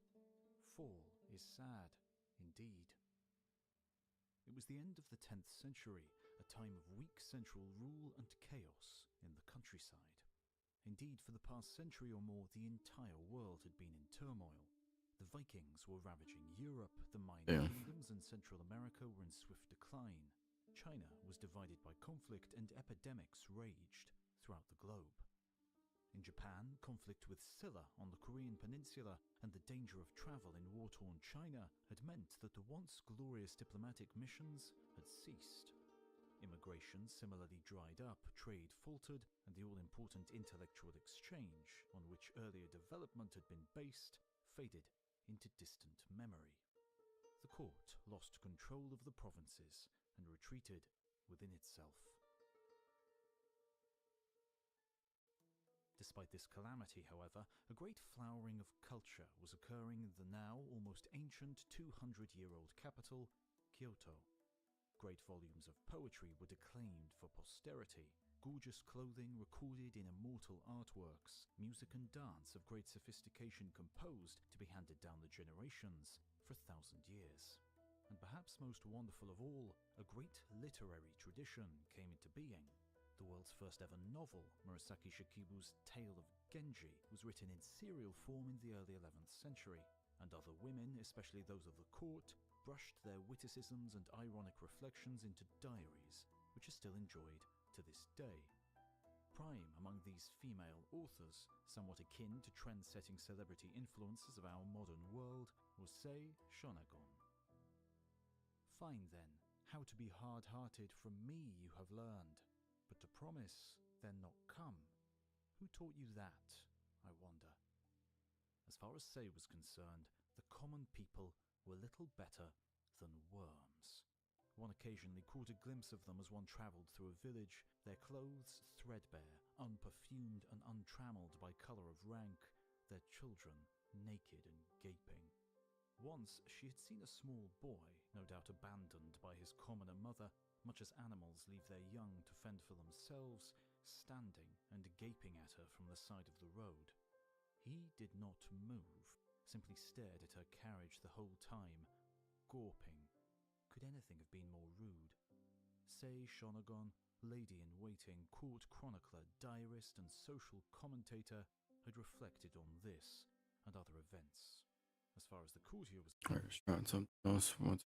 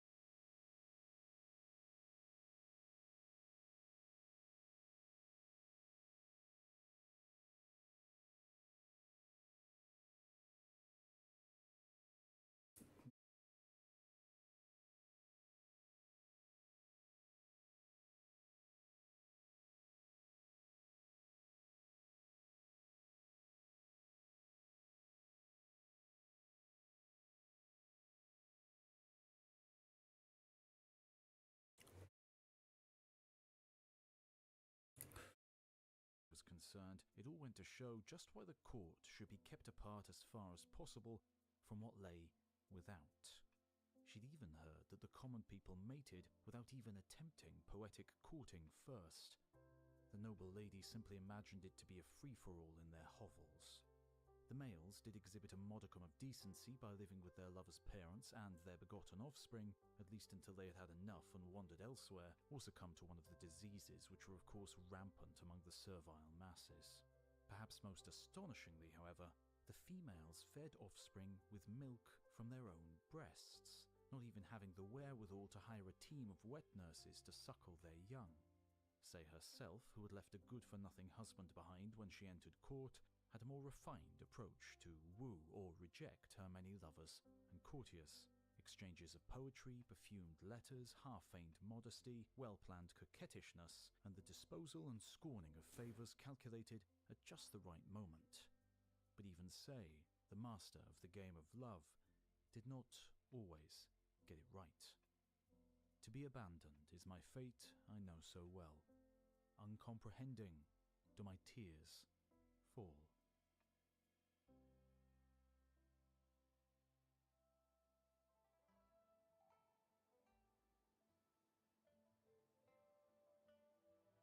The razor-sharp sword slashed downwards towards the unmounted warrior's neck. To finish the job, the rider grabbed the unhelmeted head by its hair and twisted, pulling the head from its body. The victorious killer threw away the prize as if it was nothing and galloped proudly away. As she rode off the field of war into the distant mountains, Tomoe Gozen removed her helmet and shook her long jet-black hair free. It billowed in the wind behind her like a battle standard, announcing to all that one of history's greatest women warriors.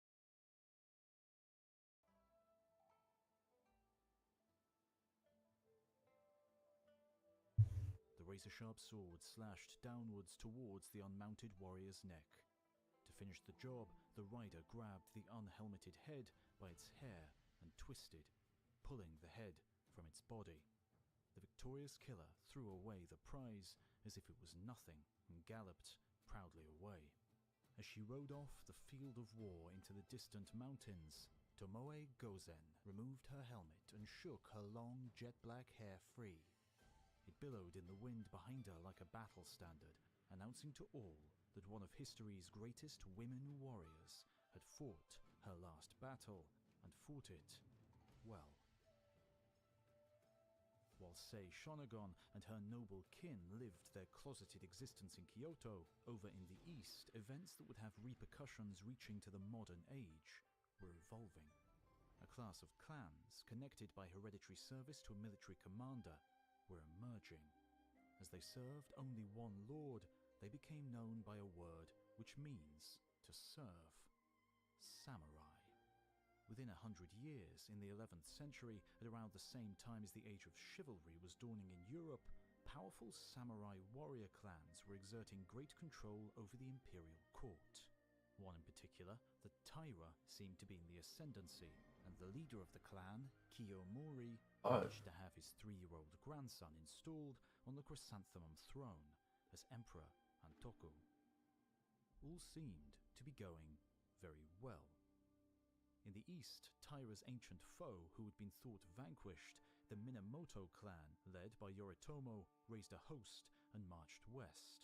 When the Taira generals perceived their resurrected foe's strength, they retreated swiftly back to Kyoto without engaging. The next few years saw the east and north fall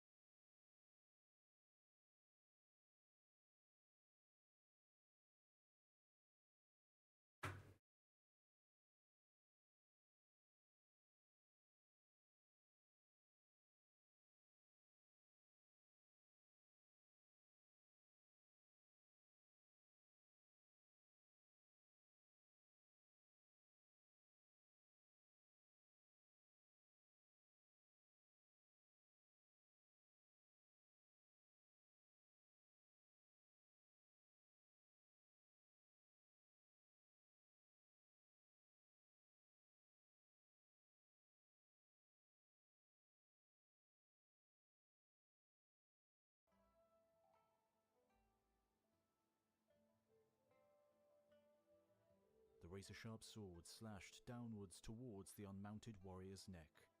To finish the job, the rider grabbed the unhelmeted head by its hair and twisted, pulling the head from its body. The victorious killer threw away the prize as if it was nothing and galloped proudly away. As she rode off the field of war into the distant mountains, Tomoe Gozen removed her helmet and shook her long jet-black hair free. It billowed in the wind behind her like a battle standard, announcing to all that one of history's greatest women warriors had fought her last battle and fought it well. While Sei Shonagon and her noble kin lived their closeted existence in Kyoto, over in the east, events that would have repercussions reaching to the modern age were evolving. A class of clans, connected by hereditary service to a military commander, were emerging. As they served only one lord, they became known by a word which means to serve: samurai. Within 100 years, in the 11th century, at around the same time as the age of chivalry was dawning in Europe, powerful samurai warrior clans were exerting great control over the imperial court. One in particular, the Taira, seemed to be in the ascendancy, and the leader of the clan, Kiyomori, managed to have his 3-year-old grandson installed on the chrysanthemum throne as Emperor Antoku. All seemed to be going very well. In the east, Taira's ancient foe, who had been thought vanquished, the Minamoto clan, led by Yoritomo, raised a host and marched west. When the Taira generals perceived their resurrected foe's strength, they retreated swiftly back to Kyoto without engaging. The next few years saw the east and north fall to Minamoto forces, while the Taira lands suffered natural disaster, famine, and pestilence. However, they remained undefeated and safe in their Kyoto base, biding their time to strike. And in 1184, the Taira felt their time had come. A huge force of 100,000 was levied, and the men of the capital region made a leisurely progress north to combat the Minamoto in their mountain lairs. On June 2nd, 1184, battle was joined at Kurikara. It took place in the old, honorable samurai fashion. Melees were fought between picked champions, warriors called out their lineage before engaging, and all the proper protocols were observed until night fell. The heavily outnumbered Minamoto sent flaming bulls, enraged and in mortal panic, running through the Taira troops. In the chaos, the camp was abandoned, and it is said, thus did 70,000 horsemen of the Taira perish. Buried in this one deep valley, the mountain streams ran with their blood, and the mound of their corpses was like a small hill. The Taira fled Kyoto, taking the young Emperor Antoku, his treasury, the imperial regalia, and anything else they could grab. They fled still further west, until they could flee no more. Final battle was enjoined at a place called Dan-no-Ura. The fighting took place with ship's decks forming a treacherous, swaying battlefield.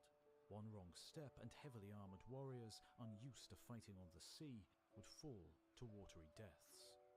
Emperor Antoku, still just 6 years old, was placed on an insignificant-looking boat, so that while the Minamoto concentrated their arrow fire on the flagship, he remained safe. But a traitor, Taguchi Shigeyoshi, defected and revealed the ruse. Arrows rained down on the rough-hewn boat, which formed the last few feet of Emperor Antoku's once glorious realm. As the Taira realized there was no further to flee, the Emperor's grandmother held him in her arms. Finally, she jumped. In the depths of the ocean, we have a capital. The Taira were destroyed for all time.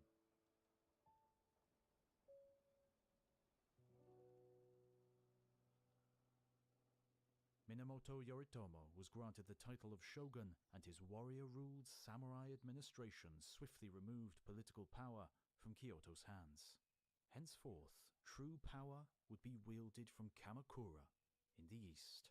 Samurai power, largely based in the east at Kamakura and later Edo, would last 700 years until 1868, when the last shogun resigned and the emperor also moved east from Kyoto to his new capital of Tokyo.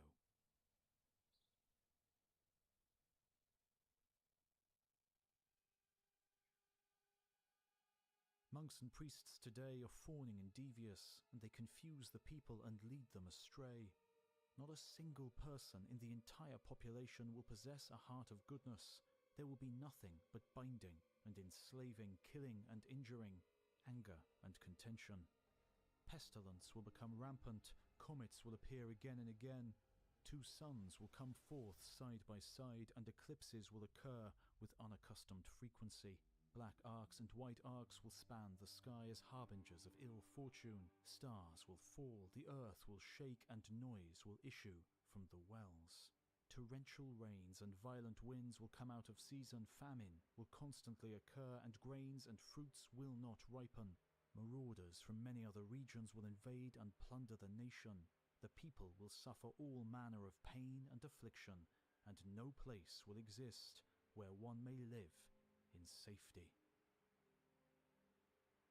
The priest Nichiren placed down his pen, knelt on the hard earthen floor of his hut, and gazed through the open door down his green, pine-coloured valley. He had said his piece. Rulers do not generally like to be told they are evil and mistaken, especially young, rash ones who live in fear of invasions predicted by raving, holier-than-thou priests. Rival priests with the ruler's ear do not like to be described as fawning and devious, and no one likes to think that marauders from beyond the sea will appear over the horizon to slaughter the men, take the women, and enslave the children. And so Nichiren was condemned to death and dragged out of town to the execution grounds at Katase. In the dark of night, he frantically threw his holy vestments on the branch of a tree to avoid them being soiled by his blood. The calm sea shimmered in the light of the moon, and soft waves bathed the beach with their gentle ebb and flow. As the executioner's sword hovered above his neck, awaiting the order to strike, Nichiren raised his face, and despite himself, he swiftly composed a prayer to the god of the moon. Suddenly, the sky was rent in two by a brilliant light. Nichiren heard the dull yet sonorous sound as the sword fell from his would-be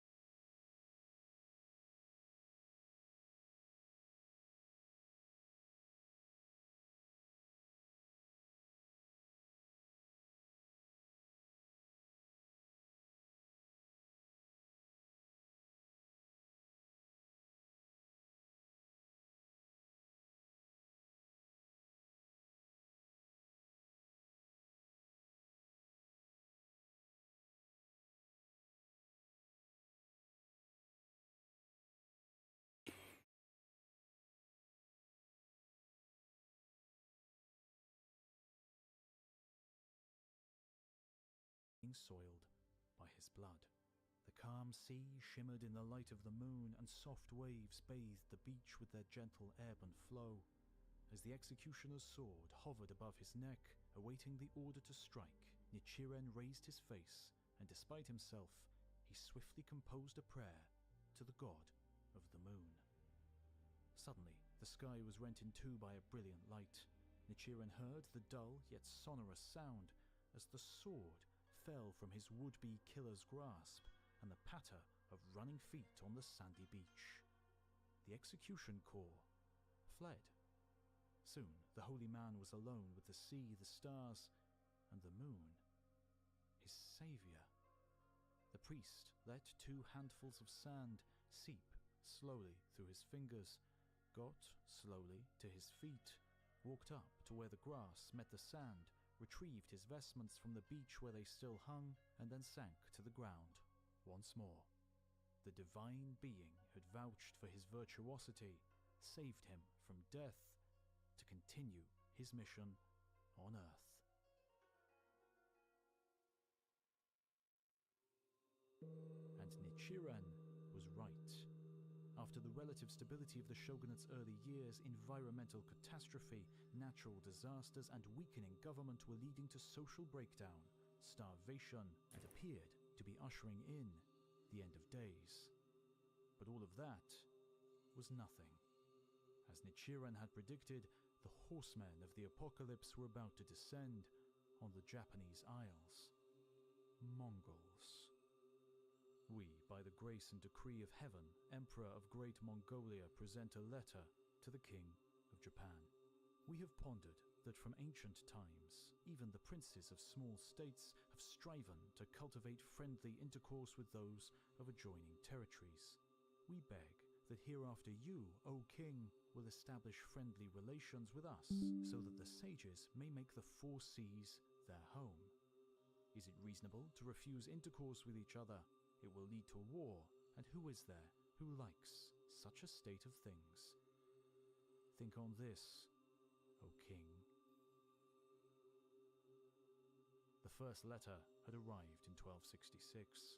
Ignoring these communications and general ignorance in Japan of just how powerful and large the Mongol Empire was, which stretched from Manchuria to Poland, led to Mongol troops storming through the surf at Hakata Bay in 1274.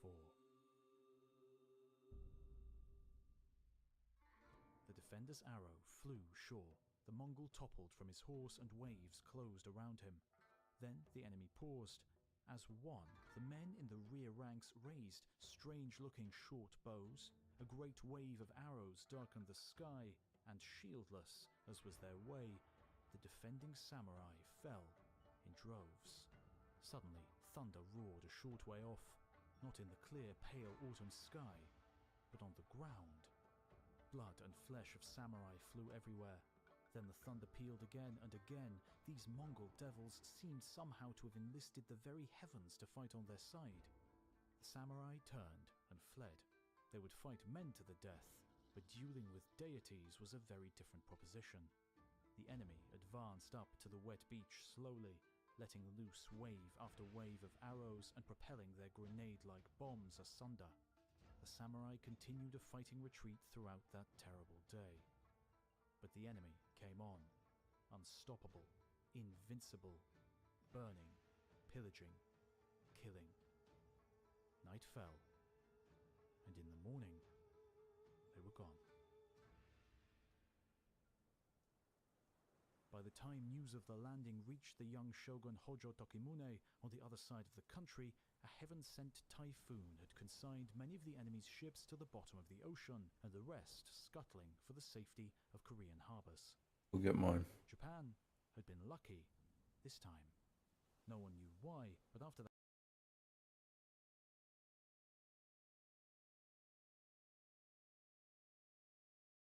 They don't want me to eat it all.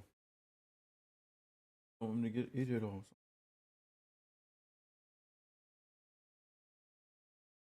Get mine.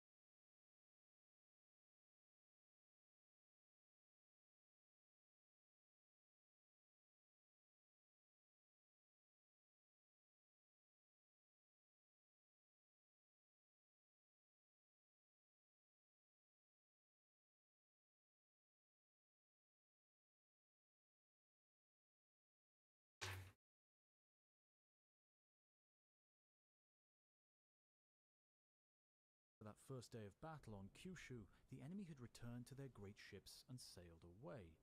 Perhaps they were looking for an easier landing place. Maybe it had only been a reconnaissance mission. Either way, the typhoon had put paid to whatever devilry they had kept in store. Everybody knew they would return, and so Shiken Hojo Tokimune ordered a frenzy of defensive measures. All along the eastern coast, walls were to be built, lookouts to be permanently posted, troop numbers multiplied, even weapons to be redesigned to counter this new threat. Kublai smashed his fist into the floor. These snakes, these worms, these dwarvish barbarians of the East. They had performed relatively well against one puny reconnaissance mission in the previous year, and now they thought they could behead his peace envoys with impunity.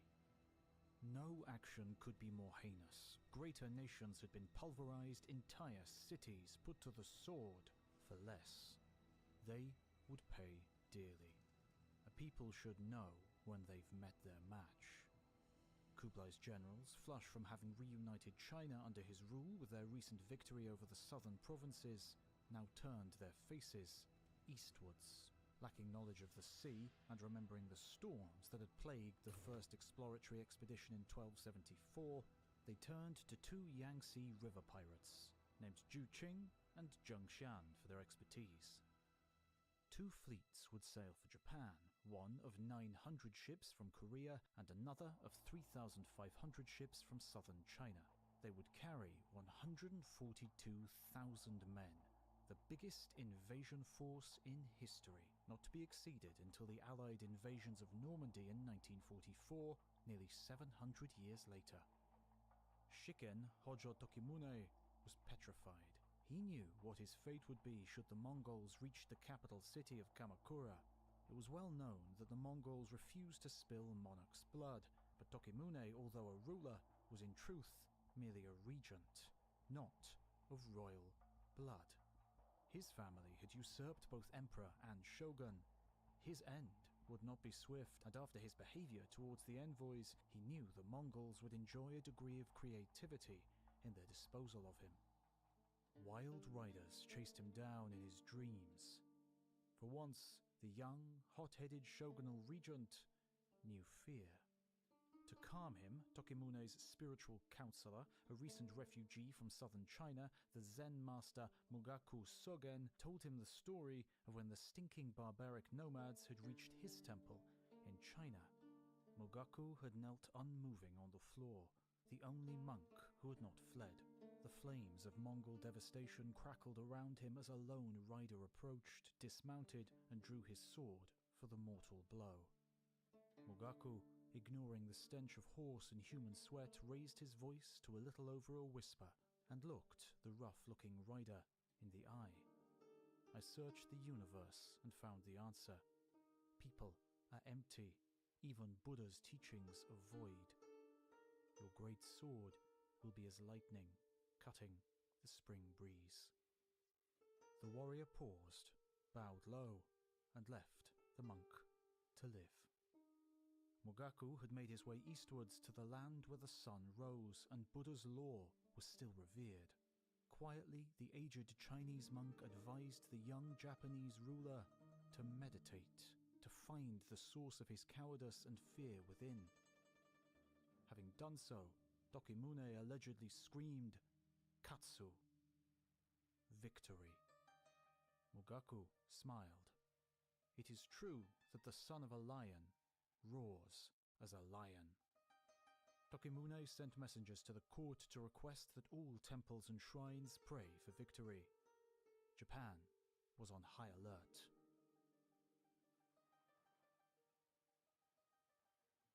Kikuchi Takefusa, mounted atop a fine steed, bound in purple armor, crimson cape billowing in the fresh sea breeze, watched the water boil with enemy ships. 600 years before, his family had been placed on this border after the fall of Baekje to guard against invasion from what once had been their Korean homeland. That attack had never come, and countless generations had lived in peace. Until now. The Mongols had brought their Korean, Jurchen, and Chinese vassals to subjugate and add yet another realm to their vast empire. would they never be satisfied? The Korea-based fleet had ravaged the outer islands of Tsushima and Iki again, and on the 21st of June 1281, the enemy had appeared off the Kyushu horizon. The fighting was fierce in Hakata Bay, but all attempts at landing had been foiled by the samurai forces. However, the great ships remained, threatening and enormous, darkening the ocean, awaiting the massive but severely delayed reinforcements from China, which would undoubtedly deal a mortal blow. But the defenders did not sit idle. Small boats put out in the dead of each night. Mongol ships were boarded, their crews put to the sword, vessels were fired and set loose to cause panic. A pandemic broke out. Thousands of the invaders perished. The ships started to rot. Then the China fleet arrived, months late but glorious in its great multitude. There was little hope for the defenders. They knew their time had come. The retired Emperor Kamiyama sent an offering to his divine ancestor, Amaterasu, in her chief shrine at Ise, imploring her to intervene to save her children. And that very same evening, a storm exploded from the blue August skies. The wind roared and the waves rose higher than the enemy ship's mastheads. Susanoo, god of storms, was doing his sister's Amaterasu's bidding. At last. When the Susanoo had had enough, the great Khan and Son of Heaven's vast army and armada were nothing more than throngs of forlorn bodies and an abundance of driftwood, gently lapping against the quiet Kyushu shores in Amaterasu's bright, soft summer radiance. When the wicked invaders again arrived in 1281, and all persons believing that the expulsion of the enemy could be effected only by divine will and never by human power, reverently looked up to heaven, a divine storm rose in mighty force and scattered the enemy ships, and the enemy perished all at once.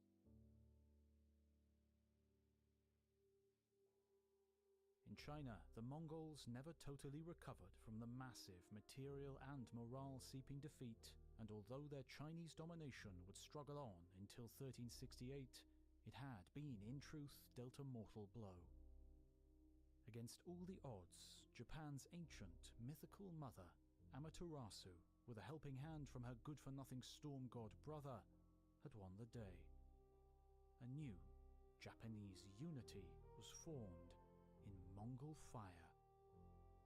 The island country of rival clans, competing power centers and riven factions that had disintegrated into banditry and disunity 400 years before, and only in the last century found an uneasy balance and firm borders forged in civil war, had, under threat of foreign invasion, established a feeling that it had never fully enjoyed before, that of one nation united against a common enemy.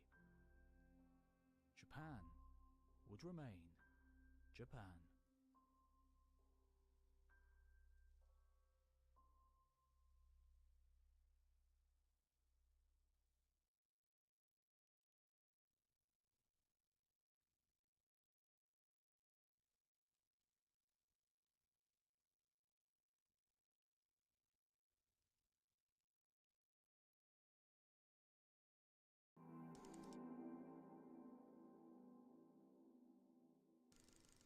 The Peloponnesian Wars are perhaps the most famous instances of geopolitical conflict in the history of the Mediterranean. The titanic clash between Athens, an ascending power, and Sparta, an established hegemon, is well recorded by Thucydides and later authors, and has produced much discussion amongst classicist, philosopher, and political scientist circles. Such a large conflict is almost impossible to discuss in all of its granular details fully, for its prelude and aftermath are almost as sizable and complicated as the war itself. In our Peloponnesian War video, we will discuss various battles of the war and how politics in Hellas changed over time. In this long-form video, we will both coalesce all the episodes into one large narrative and also add a few battles and descriptions and make corrections to ensure our story is as accurate as possible. Welcome to our video on the entire Peloponnesian Wars, their battles and their politics. The Peloponnesian War is so studied because despite being in the distant past, the geopolitics and the military strategy behind it all follows principles still relevant today. So what is the equivalent today of standing behind ranks of interlocked Hoplon shields, you ask? Of course, it's our sponsor, NordVPN, with a new special offer available to our viewers at nordvpn.com/kingsandgenerals. More on that in a second. NordVPN provides a shield against the slings and arrows of the modern era. Data thieves, surveillance services, scammers, and criminals. They encrypt your data so that these parties aren't going to be getting anything from it if they do find it, and they allow you to alter your IP address to any of their servers all over the world. That's not just good for privacy, but it's a great way to access content that changes based on your IP. No more region locking for TV, movies, and games if you can route the data through any region. To see everything else NordVPN does and get a special offer, go to nordvpn.com/kingsandgenerals. Here you'll get 4 bonus months with their 2-year plan. There's a 30-day risk-free money-back guarantee. If you start using NordVPN, then decide against it, so there's no harm in at least trying it out. Get that offer and secure your link to the internet at nordvpn.com/kingsandgenerals. The ancient Greek world, after the battles of Plataea and Mycale in 479 BCE, where the Persian Empire was soundly defeated, was a very different place than the one before the invasions. The various city-states of the Hellenic mainland had adopted many tactics to survive the Persian onslaught, from fighting to fleeing to medizing, which meant submitting. Sparta, a traditional hegemon, had stood defiant against Persia, a fact for which many city-states were thankful. Meanwhile, another up-and-coming city-state with a massive and imposing navy was gaining momentum. This city-state was Athens, which before the Persian invasion had been a marginal player in the Greek world with much political instability. Although Athens and Sparta had both played key roles in defeating Persia, they soon came to loggerheads over what to do after the King of Kings had been repulsed. Sparta, traditionally conservative in its foreign policy and content with its Peloponnesian sphere of influence, did not wish to fight further. Athens, emboldened by its new victories, wished to take the fight to the Hellespont and Asia Minor, claiming to be a liberator to the Hellenic city-states there still under Persian rule. As a result, in 478 BCE, the so-called Delian League of Cities was formed, with Athens at its head. This league was meant to continue fighting and liberating Greek cities, and their military expenditure would be covered through a common fund on its titular island of Delos. The expansion of this alliance, its gradual morphing into an Athenian empire, and the anxiety it caused among the elites of Sparta were important drivers of the war. In response to growing Athenian influence, the Peloponnesian League was founded Thanks for the follow, Rachel. BCE under the Spartan purview, and was essentially a means for Peloponnesian states to stay under Spartan influence.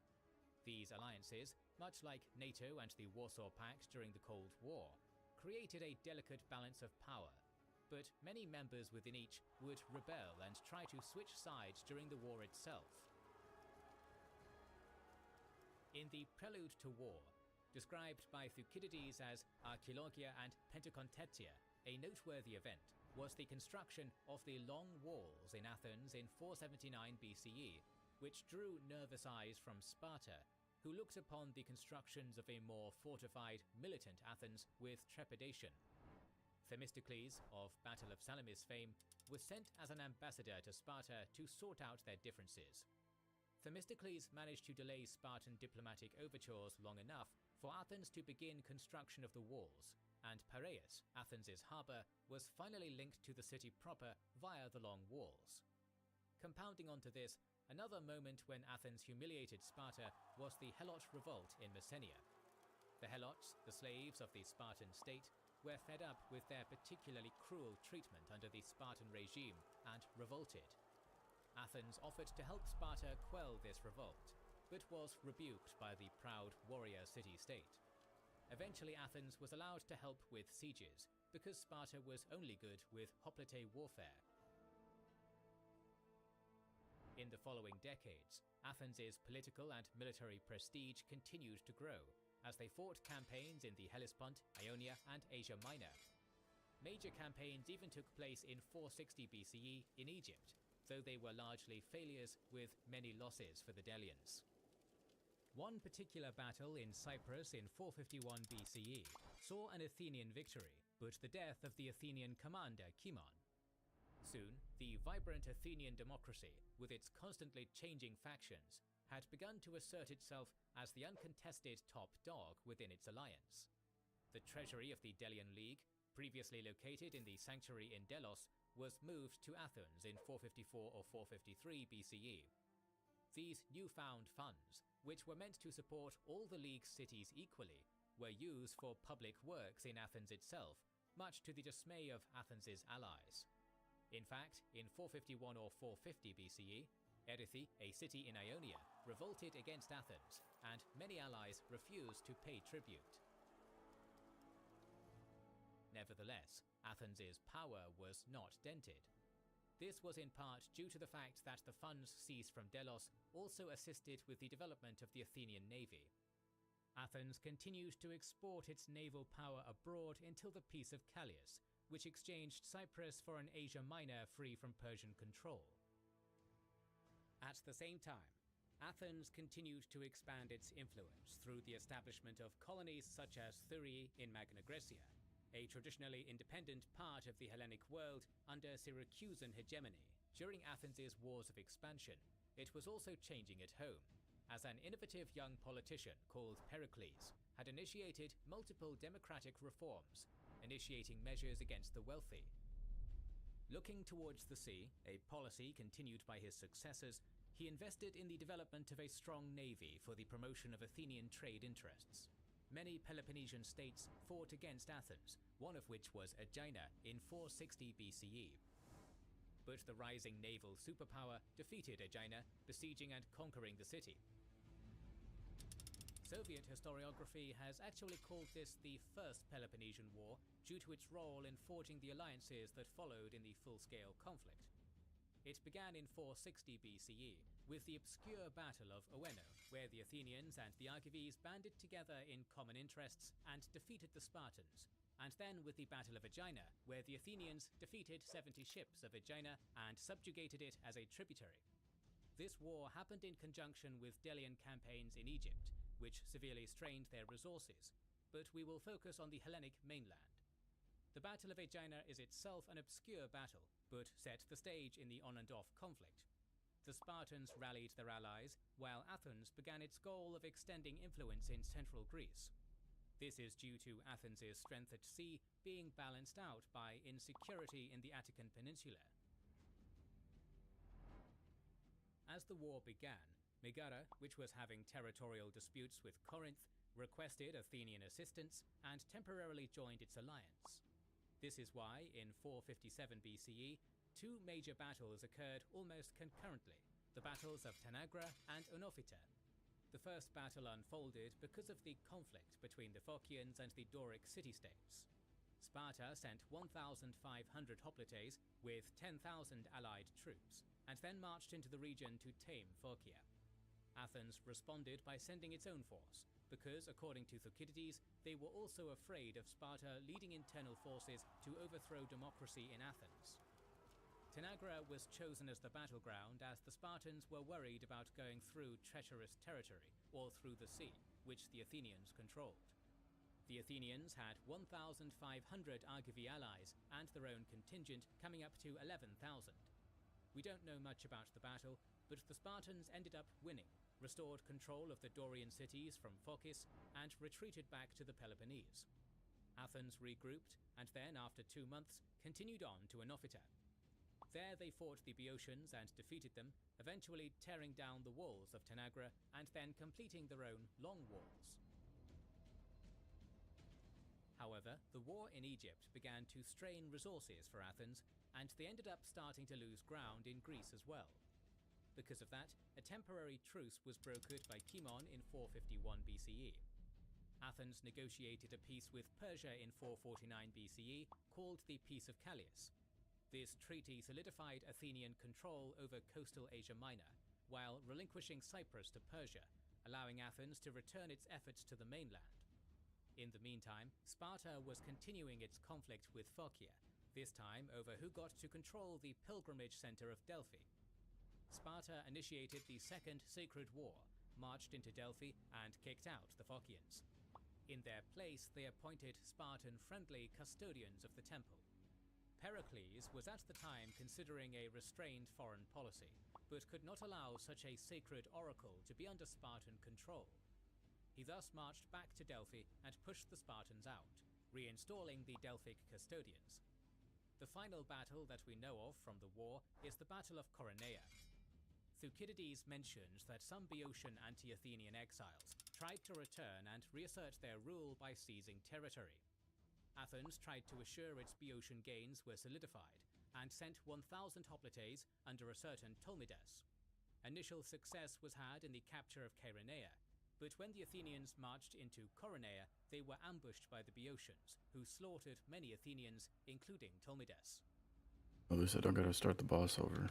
And so the war ended with a return to the pre-war status quo. Fearing Athens would soon become their overlord rather than their ally, many other cities in the Delian League revolted, like Samos in 440 BCE. The war began over a Samian-Milesian dispute, which had begun a few years earlier.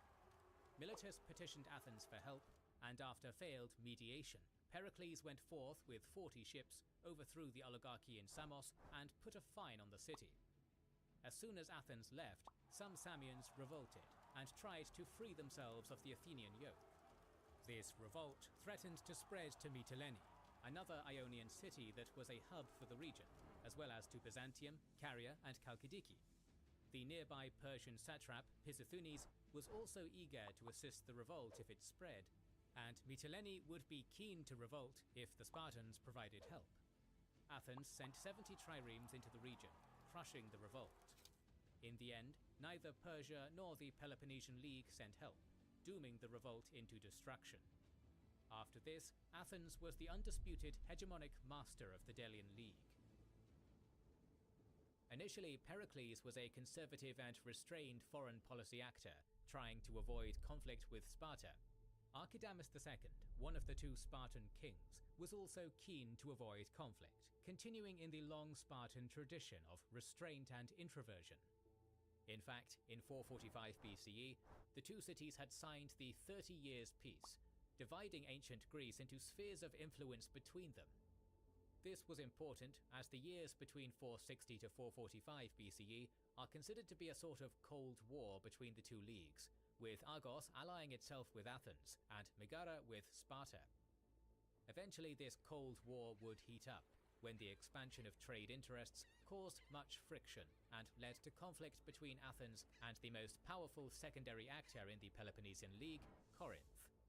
Corinth was a major naval power with many colonies, which led to many political crises with other cities. One such city was Epidamnus, which saw conflict between oligarchic and democratic factions.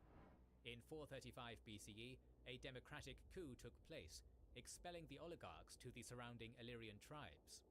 The resulting conflict drew the attention of Corcyra, Epidamnus's mother colony, but they initially did not intervene. Instead, the Epidamnian Democrats sought assistance from Corcyra's own mother colony, Corinth. The Corcyraeans, who were not popular in Corinth herself, called upon the Athenians for assistance, who proceeded to engage in a proxy war in Sparta's sphere of influence. Corcyra and Corinth eventually fought each other in the Battle of Sybota, which flared up the situation considerably. The Battle of Sybota was part of the broader skirmish conflict between Corinth and Corcyra between 435 to 431 BCE. In 433 BCE, Corinth parked their ships on the south of Corfu, and after a standoff with the Corcyrians, sailed home and began to amass an even larger fleet. This alarmed the Corcyrians, who were not part of any alliance, so they sent envoys to Athens for assistance. Corinth also sent envoys to gain Athens as an ally, and after much deliberation, the Athenians decided to help Corcyra, and sent 10 ships to Corcyra under direct orders to not attack Corinthian ships unless an invasion was to take place, making this a purely defensive alliance. Corinth and its allies had 150 ships, while Corcyra and their allies had 120 ships. The Corcyrian fleet was on the southern tip of Corfu, anchored in the small islet chain called the Sybota Islands and Cape Lukimi, from which the battle takes its name. To their south, in Camerium, Corinth put their ships. At nightfall, Corinth put their fleet to sea and moved north. They met the Corcyraeans in 3 squadrons, with Athens on the right flank. Corinth's Megarian and Ambracian allies were on the right, Corinth's ships were on the left, and the rest of the allies were in the center. The two fleets faced each other and then clashed. The large presence of javelin throwers and hoplites meant that the ships were essentially boarding vessels, with much hand-to-hand fighting as people invaded each other's ships. Initially, Athens was restrained and attacked only if the Corcyraeans were under threat. This changed slowly as the Corinthian left was faced with the Corcyraean right, with the latter losing out in the clash. Athens rolled in, but in the end, both they and the Corcyraeans were pushed onto land. The Corinthians went to collect their dead, but the Corcyraeans and Athenians were afraid that they were going to land on Corfu. As such, they pushed back into the sea and attacked. Right on time, Athenian reinforcements arrived in the form of 20 ships, and the Corinthians retreated. The next day, Corinth saw the enemy ships come out for battle, and sent an envoy asking if Athens and Corinth were at war. Athens replied that they were only here defensively, forcing Corinth to retreat. This bizarre stalemate meant that both sides raised victory trophies, a topic of division allegedly only solved the year after in the Savlaki exhibition in Olympus. As both Corcyra and Corinth claimed victory after their stalemate at Sibuta, Athens further inflamed tensions by imposing economic sanctions on the city of Megara in 432 BCE. The so-called Megarian decree was sponsored by Pericles himself and was meant to be a form of revenge for the alleged trespassing on Demetra's sacred meadows by the Megarians. The reality was less religious and more political.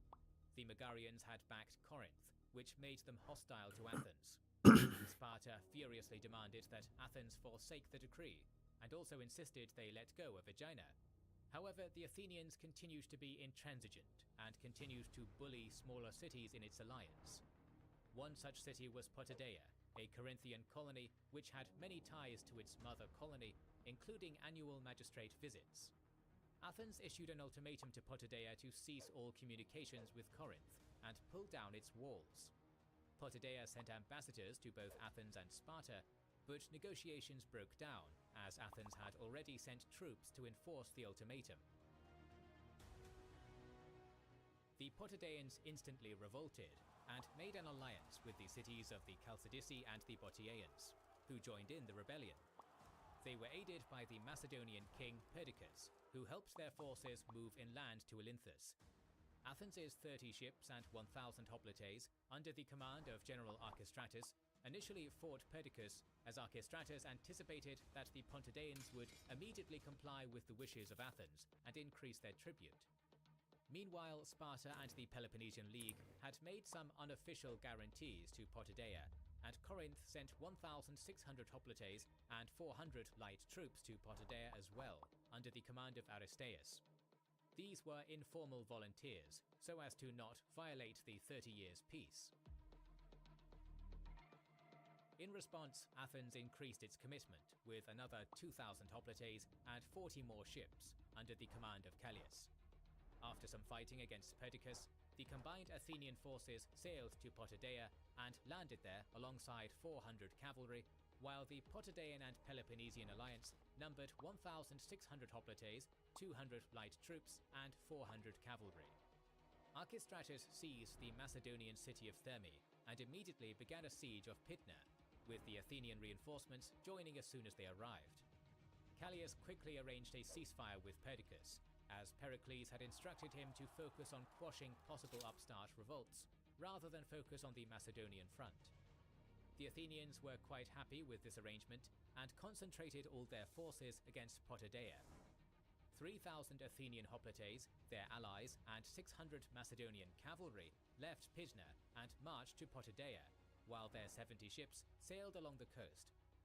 Aristeus had been chosen to command the infantry, and Perdiccas, who had already broken his agreement and abandoned the alliance with Athens, was selected to command the cavalry. The anti-Athenian allies split their army in two. The Corinthians and Potidaeans positioned themselves on the isthmus just to the north, while the Chalcidians, Macedonians, and other allies took up arms near Olynthus. Their plan was to trap the Athenians by luring them into the valley towards the isthmus, and then coming up from Olynthus to encircle them. The Athenians managed to outmaneuver them, and sent the Athenian supporting Macedonian cavalry to Olynthus, blocking the reinforcements. The Athenians then attacked the main allied army. The Corinthian wing, under Aristeus, succeeded in routing the Athenians, but the Athenians had more success in routing all other parts of the enemy force. Aristeus was almost killed as he built up a column and entered the city of Potidaea. The Peloponnesian League had lost 300 men, while the Athenians were down only 150, Callias amongst them. The Athenians erected a trophy to commemorate the victory, and then built a wall to the north of the city alongside the isthmus. After this, the south was encircled with Athenian reinforcements of 1,600 hoplites under the command of Phormio, son of Asopius. This army landed at Pellene to the south of Potidaea, and built fortifications to the south to completely blockade the city.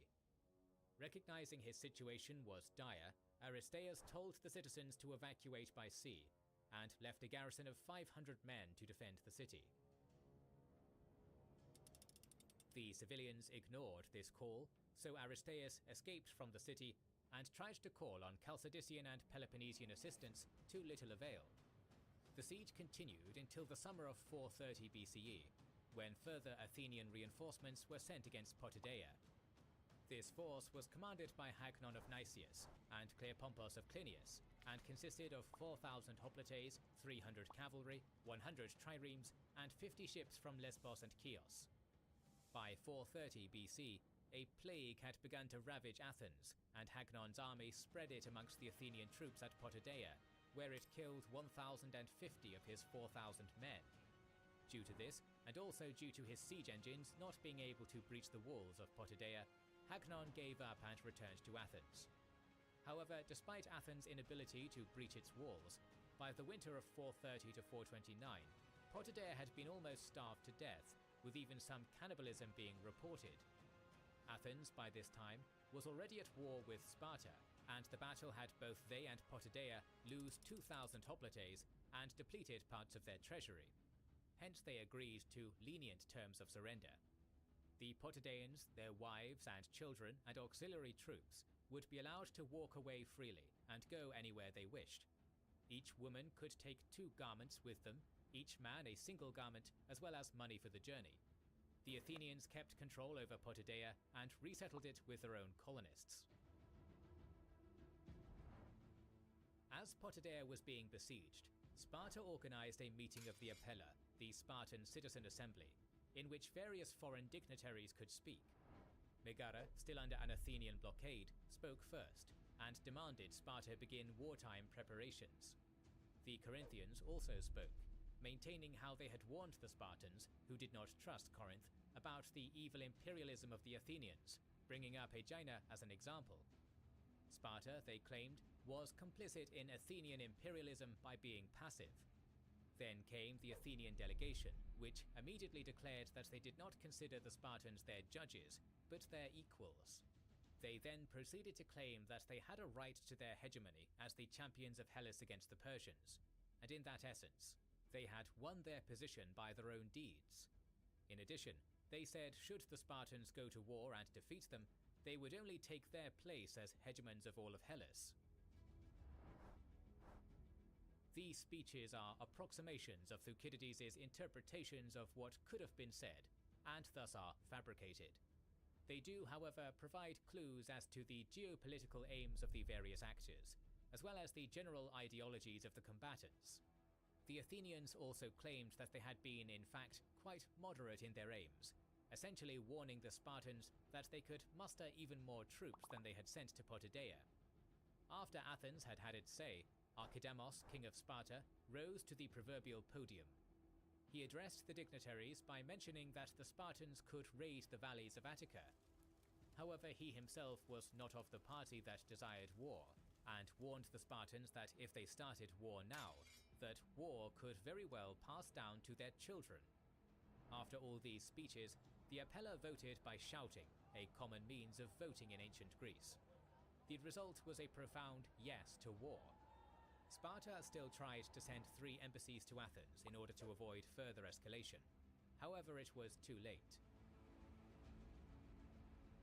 Ultimately, it will never be certain whether the outbreak of war between Athens and Sparta was indeed inevitable. However, the actions of the major players of the era certainly contributed to the eventual outbreak of hostilities, such as Pericles' adventurous foreign policies for Athenian expansionism and Corinth's pursuit of Athenian containment. Sparta was restrained, but also had a war party that considered the Athenians a threat to them. While Thucydides claimed that the fear of Athenian supremacy moved Sparta to war, modern historians debate how true this was, and no true conclusion will ever be fully reached. What we do know is that after a long period of proxy wars and hegemonic consolidation, the Delian and Peloponnesian leagues were now on a collision course. The Peloponnesian Wars would last decades and see stories of untold bravery and unimaginable brutality. They would see large geopolitical ploys across the Mediterranean and ideological conflicts within the city-states which fought in the war. And they would see the return of suffering amongst the people of Hellas, suffering not seen since the Persian Wars. Thus, the Peloponnesian Wars began. The Peloponnesian War was a decades-long, multi-part conflict, the first phase of which is often referred to as the Archidamian War, a name stemming from the Spartan king Archidamos, who initiated it after the Apelles decision. This phase of the conflict lasted from 431 to 420 BCE. Thucydides describes its causes and conditions. Sparta technically initiated the conflict, but many Greek poleis were on their side, as they saw the Athenians as an emerging superpower to fear. Sparta itself claimed to be a liberator of Hellas from Athenian imperialism, a sort of defender of the free world. Meanwhile, Athens proclaimed itself to be a defender of democracy against repressive oligarchies. This mutual finger-pointing, so reminiscent of the Cold War of the 20th century, hid cynical geopolitical agendas. It should be noted that due to Thucydides' thorough habit of describing wars year by year, historians are blessed to have a comprehensive and reliable primary source that allows us to follow this conflict's incredibly complex shifting alliances pretty easily. The Peloponnesian League began the war by invading Attica, Athens' breadbasket. Almost every year throughout the war, the Spartans and their allies would invade this region in a scorched-earth policy to starve out Athens. In retaliation, Athens blocked the Gulf of Corinth as a countermeasure. However, this did not stop the burnings in Attica from resulting in many civilian deaths, both from famine and pillaging, and many refugees from the Attican hinterlands fled behind the walls of Athens proper for protection. Immediately, Pericles began to face attacks from many angry Athenians, who questioned why he had dragged them into this war. Pericles tempered their panic by advising that their war would be won by strategy, and that their indomitable navy would be able to win the day so long as they could avoid engaging the Spartans in ground combat, where the Spartan hoplites were at their strongest. After a month of the initial pillaging spree, the Spartans and their allies returned home to participate in the harvest, as was the custom. Thus given a reprieve, at the end of this year, the city of Athens held a public funeral to honor the dead. Pericles recited his iconic Epitaphios Logos, or funeral oration, at this funeral. Thucydides takes this opportunity to dissect Pericles' and Athens' ideology. We can see this in the Logos excerpt where Pericles honors the dead as heroes of the Athenian ideal. I would have you day by day fix your eyes upon the greatness of Athens until you become filled with the love of her, and when you are impressed by the spectacle of her glory, reflect that this empire has been acquired by men who knew their duty and had the courage to do it, who in the hour of conflict had the fear of dishonor always present to them, and who, if ever they failed in an enterprise, would not allow their virtues to be lost to their country, but freely gave their lives to her as the fairest offering which they could present at her feast. The sacrifice which they collectively made was individually repaid to them, for they received again each one for himself a praise which grows not old, and the noblest of all tombs. I speak not of that in which their remains are laid, but of that in which their glory survives, and is proclaimed always and on every fitting occasion, both in word and deed. For the whole earth is the tomb of famous men. Not only are they commemorated by columns and inscriptions in their own country, but in foreign lands there dwells also an unwritten memorial of them, graven not on stone, but in the hearts of men. The Logos is remembered as an anti-capitulation song that tries to frame the deaths of Athenians as sacrifices made in the fight for a unique democratic ideal. Unlike the strictly militaristic Spartans, it also frames Athens as heroic for its participation in both mercantile and military affairs. Athenian lifestyle is extolled as outgoing and linked to the sea, and their adventurousness as something to be celebrated. Rather ironically, 1 year after Pericles gave this speech, the plague hit Athens, and Pericles himself died of it. Thucydides respects Pericles in his evaluation as a strong and vanguardist leader. In 429 BCE, the Peloponnesian League tried to shift the Athenian blockade off of the coast of Rhium, a small northwestern Peloponnesian coastal settlement. The Athenian navy was stretched thin at the time, having dispatched troops to both Potidæa in Macedonia and to traditionally Dorian-leaning Crete. Thus, while the Peloponnesian League had sent 47 ships, mostly Corinthian in origin, the Athenians had only 20 ships to stand against them. On the Peloponnesian side, the Navag Cnemos amassed 1,000 hoplites from Sparta, as well as 2,000 hoplites from allied states, to attack a nearby city of Acarnania. In response, the Athenians sent out a team led by a commander called Phormio, the man responsible for controlling the blockades of both Naupactos and Rhium, to lead a direct assault on Rhium. These two battles were set to decide the blockade's fortune. The Rhium and Anti-Rhium are found near the modern city of Patra, where the Peloponnese comes the closest to touching the rest of Hellas at the shortest distance within the isthmus. Hence it was both the easiest to blockade and the most strategic location to attack. The Peloponnesians had a lot of transport ships in their midst, and so decided to use their trireme warships to defend these more vulnerable cargo-bearing vessels as they sailed past the narrow Rhium. Phormio had to decline sending help to Acarnania, but instead focused on the Peloponnesian convoy. Phormio, a major innovator in naval maneuvering, utilized the weather as a key part of his tactics. Seeing the heavily fortified Peloponnesian triremes, he decided to perform an unorthodox tactic. With 20 triremes of his own, he fanned them out to surround the Peloponnesian fleet and began to move ever closer. Approaching slowly, he sent smaller ships forward in a false dash attack to force the Peloponnesian ships into a defensive cluster.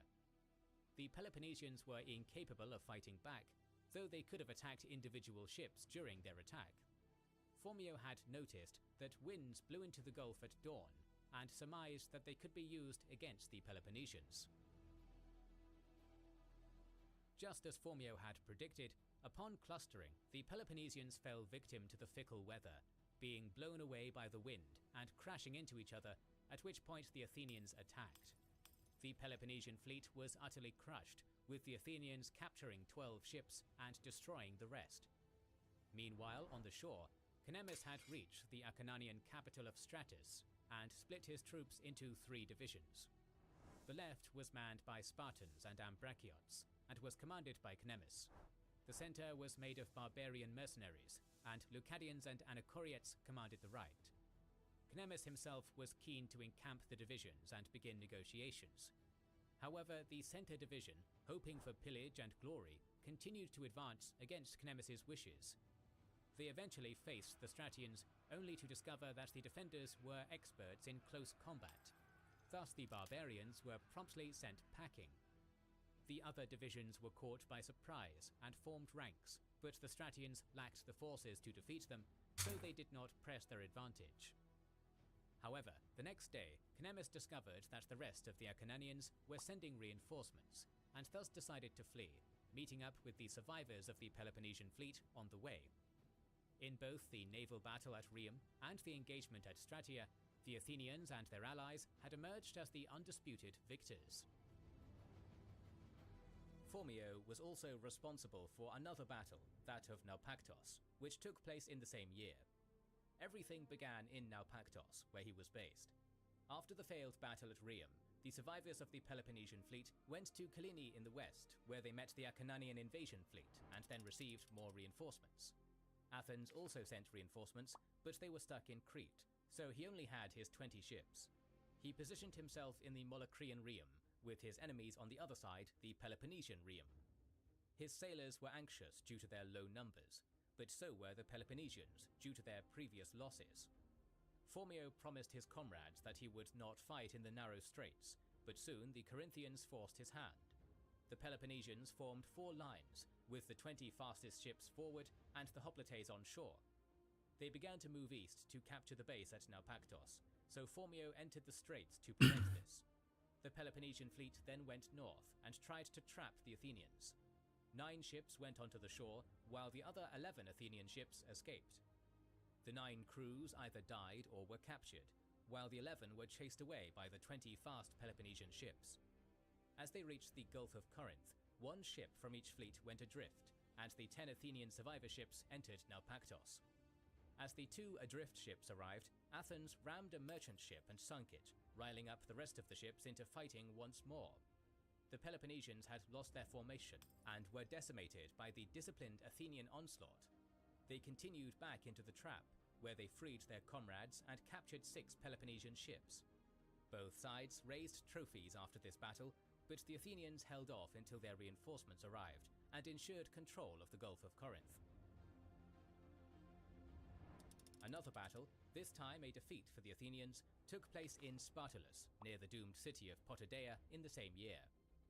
An army of 2,000 Athenian hoplites and 200 cavalry, led by Xenophon, not the historian, the son of Euripides, marched up north in Chalkidiki to Spartolus, which was a bastion of anti-Athenian sentiment from formerly coastal populations kicked out by the Athenians. The city itself was fortified. However, as Athens arrived, the defenders, composed of hoplites, peltasts, and auxiliaries from Spartolus, nearby Olynthus, and nearby Chussis, moved out of the city to meet them. Athens' hoplites defeated the defending hoplites, and the auxiliaries retreated back into the city. But the goddess Nemesis was on their side that day. New peltast reinforcements arrived just after the retreat, and began to rain down on the Athenians. The defenders were encouraged by this, and moved out once more. Athens retreated back into their camp and tried to push back. However, every time they pushed forward, the peltasts moved back, and upon Athenian retreat, the peltasts returned and rained hell on the Athenians, while the cavalry also assaulted the invaders. 430 Athenians, including their generals, were killed, and the rest moved back to Potidaea in complete defeat. The death of Pericles allowed some of the allies who were not too keen on the war, like Lesbos, to try and break away from Athenian domination. These were quickly dealt with, as Athens had an unparalleled fleet at the time, capable of quashing any dissent in its alliance. Mytilene was another city that tried to reject Athenian overlordship, as they managed to back various revolts in Ionia and the nearby islands. We will return to the revolt in due course, but what is important is that Thebes, an ally of Sparta and a keen enemy of Athens, began encroaching upon Plataea. Initially, 300 Theban hoplites approached the city, where 2 oligarchic sympathizers let them in. These 2 Plataeans were hoping for a victory against the newly risen democratic factions in the city.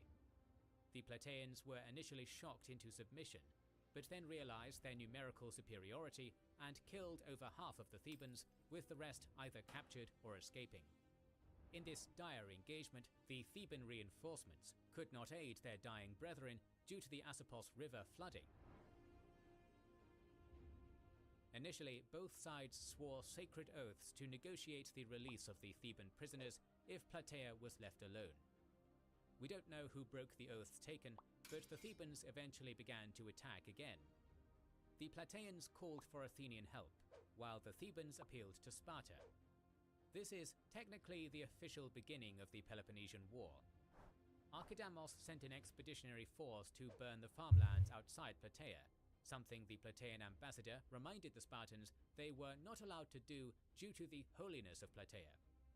Sparta said they would only agree to protect them if they became neutral, but Plataea, which was very close to Athens in terms of both geography and ideology, rejected said proposal. Athens pushed the Plataeans to avoid agreeing to the terms, making the Plataeans more confident in the fact they could hold out until Athenian aid arrived. Archidamos thus began his work of besieging the city, beginning by constructing a wooden palisade around it.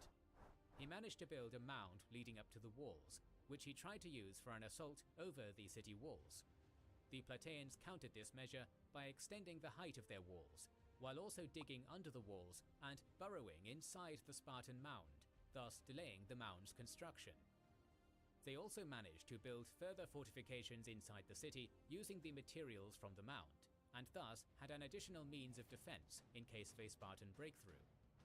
The Spartans also built up siege engines, but these were ineffective, as the Plataeans used lassos and fire to disable these instruments of war. The Spartans continued to try to force their way through Plataea's walls for some time, but eventually they decided that it was fruitless, and decided to simply sit back, surround the city, and starve it out instead. Their next step was to start throwing fire projectiles into the city proper.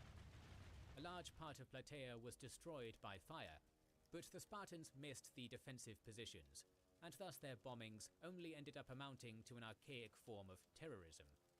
After this failure, the Spartans decided to simply double down on their attempt to starve out the Plataeans.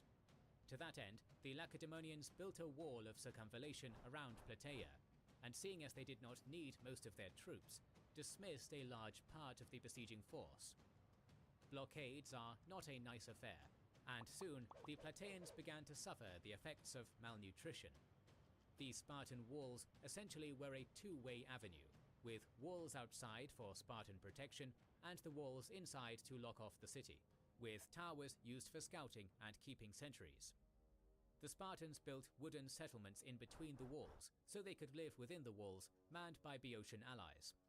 According to Thucydides, the Plataeans had before sent off their wives and children and oldest men and the mass of the non-combatants to Athens, so that the number of besieged left in the place comprised 400 of their own citizens, 80 Athenians, and 110 women to bake their bread. This was the sum total at the commencement of the siege, and there was no one else within the walls, bond or free. Such were the arrangements made for the blockade of Plataea.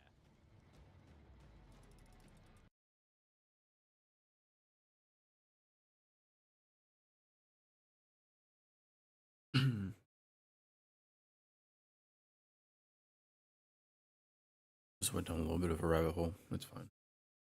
But appreciate you guys watching. Your stream later on tonight.